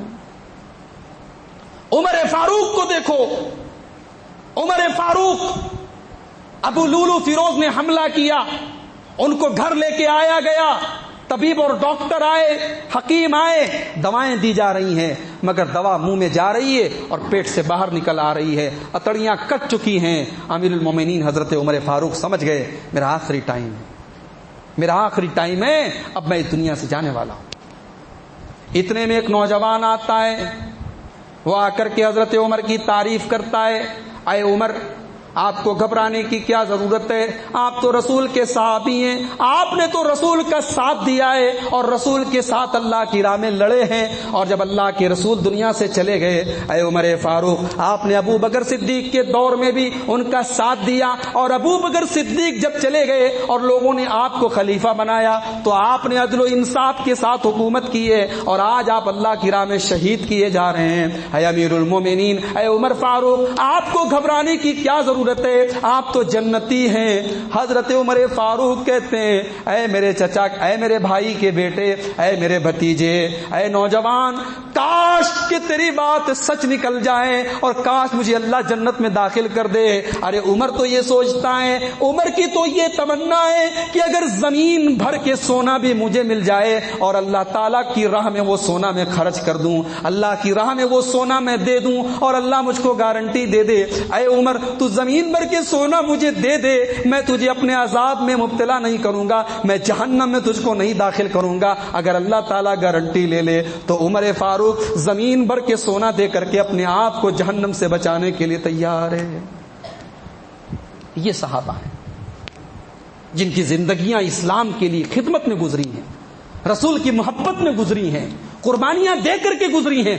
انہیں اپنی وفات کے ٹائم، اپنی موت کے ٹائم اپنے انجام پر رونا آ رہا ہے، اور وہ اپنی جنت میں جانے کے لیے اور جہنم سے بچنے کی دعائیں کر رہے ہیں. میرے بھائی، کاش کہ ہم ان صحابہ کو پڑھتے میرے بھائیو، ہمارے نوجوان پڑھتے. ہمارے ہیروز یہ ہیں. آج ہم نے اسکولوں کی جو تعلیم ہے، کانوینٹ اسکولوں میں ہمارا نوجوان دنیا بھر کے لوگوں کے بارے میں پڑھتا ہے. ظاہر ہے کہ جو ہمارے اصل ہیروز ہیں، جو ہمارے آئیڈیل ہیں، رسول کے صحابہ ہیں، ان کے بارے میں ہمارے نوجوان کی معلومات زیرو ہے. میں گزارش کروں گا میرے بھائی کہ رسول کے صحابہ کی سیرت پڑھو، وقت نکالو، پیسہ خرچ کرو، اپنے بچوں کو، اپنی بچیوں کو، اپنے گھر کی عورتوں کو رسول کے صحابہ، رسول کی صحابیات کی سیرت بتاؤ. اللہ کی قسم یہ سیرتیں، یہ زندگیاں ہمیں انسپائر کریں گی، ہمارے ایمان کو بڑھائیں گی، دین کے لیے کچھ کرنے کا جذبہ ہمارے اندر پیدا کریں گی، ہمارے اخلاق کو درست کریں گی. یہی میرا پیغام ہے آج کی اس تقریر کے ذریعے. عظمت صحابہ صرف بیان کرنے کی چیز نہیں ہے. صحابہ کی عظمت کو سینے میں اتارنے کی ضرورت ہے. صحابہ کی عظمت اور کیریکٹر کو اپنے کیریکٹر میں اتارنے کی ضرورت ہے. صحابہ وہ ہیں جن کا ایمان بھی مضبوط ہے اور جن کا اخلاق بھی مضبوط ہے, جو نمازی بھی ہیں, جو پرہیزگار بھی ہیں اور جو بڑے بااخلاق بھی ہیں, جن کی نماز بھی درست ہے اور جن کا لین دین بھی درست ہے, جن کا کیریکٹر بھی اچھا ہے اور جن کی جوانی بھی اچھی ہے. آج ہمارے نوجوان عبداللہ ابن عمر کی سیرت پڑھیں. آج ہمارے وہ نوجوان جو رات میں 2-2 بجے تک موبائل پر چیٹنگ کرتے ہیں, لڑکیوں سے باتیں کرتے ہیں, وہ عبداللہ ابن عمر کی سیرت پڑھیں. وہ حضرت اسامہ ابن زید کی سیرت پڑھیں. وہ حضرت مرثد ابن ابی مرثد کے بارے میں پڑھیں. یہ وہ صحابہ ہیں جو جوان تھے مگر ان کی جوانیاں کہاں گزری ہیں میرے بھائی. عبداللہ ابن عمر رضی اللہ تعالیٰ عنہ مسجد میں سوتے تھے. ایک دن رات میں خواب دیکھا کہ 2 فرشتے ان کے پاس آئے اور ان کو ایک کنویں کے پاس لے کے گئے. انہوں نے کنویں میں جھانکا تو اندر آگ جل رہی تھی. فرشتوں نے ان سے کہا ڈرو مت, تم اس میں داخل نہیں ہوگے. عبداللہ ابن عمر کی آنکھ کھلی, چہرے پر پسینہ تھا, بدن پہ پسینہ تھا. اتنا بھیانک سپنا دیکھا میں نے, اتنا بھیانک خواب دیکھا. اب ہمت نہیں پڑ رہی کہ رسول سے اپنا یہ خواب بیان کیسے کروں. تو بہت ساری باتیں ہوتی ہیں نا, وہ آدمی کسی سے نہیں کہتا, اپنی بہن سے کہتا ہے. بہن بھائی کا رشتہ بھی بڑا پیارا ہوتا ہے. اللہ تعالی ہم سب کی بہنوں کی حفاظت کرے. بہنوں کی قدر کیجئے, شادی کے بعد بھی ان کی حال چال لیا کیجئے, بڑا پیارا رشتہ ہوتا ہے. عبداللہ ابن عمر رضی اللہ تعالیٰ عنہ نے اپنی بہن ام المومنین, اللہ کے رسول کی اہلیہ, اللہ کے رسول کی زوجہ محترمہ حضرت حفصہ سے, اپنی بہن سے کہا کہ باجی آپ یہ سوال اللہ کے رسول سے کریں, میرے اس خواب کی تعبیر پوچھیں, اس خواب کا کیا مطلب ہے. حضرت حفصہ آئیں اللہ کے رسول کے پاس, یا رسول اللہ میرے بھائی نے ایسا ایسا خواب دیکھا ہے, اس خواب کا کیا مطلب ہے. اللہ کے رسول صلی اللہ علیہ وسلم مسکرائے, کہا کہ حفصہ یہ خواب برا نہیں ہے, اپنے بھائی عبداللہ سے کہو کہ وہ بہت اچھا آدمی ہے, بہت نیک آدمی ہے, بس ایک بات کی کمی ہے, وہ رات میں عشاء کی نماز پڑھنے کے بعد سو جاتا ہے, تہجد نہیں پڑھتا ہے. لو کان یصلی من اللیل, کاش کہ وہ تہجد پڑھنا شروع کر دے, بس یہی ایک بات کی کمی ہے اس کے اندر. بخاری کے الفاظ ہیں, حضرت حفصہ رضی اللہ تعالی عنہ اپنے بھائی سے آ کر کے جب اتنا کہہ دیتی ہیں کہ رسول نے تمہاری تعریف کی ہے, تمہاری تعریف کی ہے, اور یہ کہا ہے کہ کاش تم تہجد کی نماز پڑھتے. بخاری کے الفاظ ہیں, اس دن کے بعد کبھی عبداللہ ابن عمر رضی اللہ تعالیٰ عنہ بغیر تہجد کی نماز پڑھے بستر پہ نہیں گئے, بغیر تہجد کی نماز پڑھے کبھی نہیں سوئے. تو جوان تو وہ بھی تھے میرے بھائی. جوانی کی عبادت, جوانی کے سجدے, جوانی کی دعائیں, جوانی کی توبہ اللہ کو بڑی مقبول ہے, بڑی محبوب ہے. انتظار مت کرو میرے بھائی, یہ کورونا کا دور ہے. یہ وہ دور ہے جب ہم نے بیمار ہونے کی خبریں کم سنی ہیں, مرنے کی خبریں زیادہ سنی ہیں. خبر آتی ہے فلاں آدمی ہاسپٹل میں گیا, اگلے دن خبر آتی ہے انتقال ہو گیا. یہ وہ دور ہے جس نے ہمیں سکھا دیا کہ زندگی ایک ایسا دیا ہے جو کبھی بھی بجھ سکتا ہے, دل کی دھڑکن کبھی بھی رک سکتی ہے اور سانسوں کی ڈور کبھی بھی ٹوٹ سکتی ہے. لہذا اس انتظار میں نماز کو ترک مت کرو, اس نماز میں دین کو ترک مت کرو کہ جب بوڑھے ہو جائیں گے تب نمازی ہو جائیں گے, تب تہجد گزار ہو جائیں گے, تب نیک بن جائیں گے. اپنی جوانی کو, اپنے جوانی میں اپنے سجدوں کو, اپنے ماتھوں کو سجدوں کے نشان سے چمکا لو. اپنی جوانی میں اپنے چہروں کو داڑھی سے چمکا لو. اپنی جوانی میں اپنے دین پر عمل کرنا شروع کر دو. اپنی جوانی کو رسول کے طریقے کے مطابق گزارو. پروردگار عالم سے دعا ہے رب العالمین ہمیں رسول اکرم کے صحابہ سے, رسول اکرم کے اہل بیت سے سچی محبت کرنے کی توفیق عطا فرما. رب العالمین ہمیں تو توفیق دے کہ ہم تیرے رسول کے سیرت پر اور تیرے رسول کے صحابہ کی سیرت پر ہم عمل کریں, ان کے کردار کو اپنائیں, ان کی خوبیوں کو اپنے اندر پیدا کرنے کی کوشش کریں. آج کا یہ پروگرام جن بھائیوں کی محنت اور کوشش سے آج اس گھر میں اللہ کے اس مسجد میں منعقد ہوا ہے, اللہ ان بھائیوں کو بھی جزائے خیر عطا فرمائے, اور اللہ تعالی ہم سب کے یہاں جمع ہونے کو, تقریر کے بیان کرنے کو اور سننے کو قبول فرمائے. ہمارے جو بھی ہماری مائیں بہنیں بھی اگر اس پروگرام میں آئی ہیں اور سن رہی ہیں، اللہ تعالیٰ ان کو بھی عمل کی توفیق عطا فرمائے. اللہ ہمیں سے جو لوگ بھائی کاروبار میں پریشان ہیں، روزی روٹی کے لیے پریشان ہیں، اللہ ان کے رزق میں برکت عطا فرمائے، ان کو حلال روزی عطا فرمائے. جو بیمار ہیں اللہ ان کو شفاء کامل عاجل عطا فرمائے. جو کسی بھی قسم کی ٹینشن میں ہیں، ڈپریشن میں ہیں، تکلیف میں ہیں، اللہ سب کی تکلیفوں کو دور فرمائے. اللہ سب کے جائز مسائل، جائز مرادوں کو پورا فرما دے. اللہ جب تک دنیا میں زندہ رکھے اسلام پر زندہ رکھے اور خاتمہ ہم سب کا ایمان پر ہو. آمین. وآخر دعوانا ان الحمد للہ رب العالمین. والسلام علیکم ورحمۃ اللہ وبرکاتہ.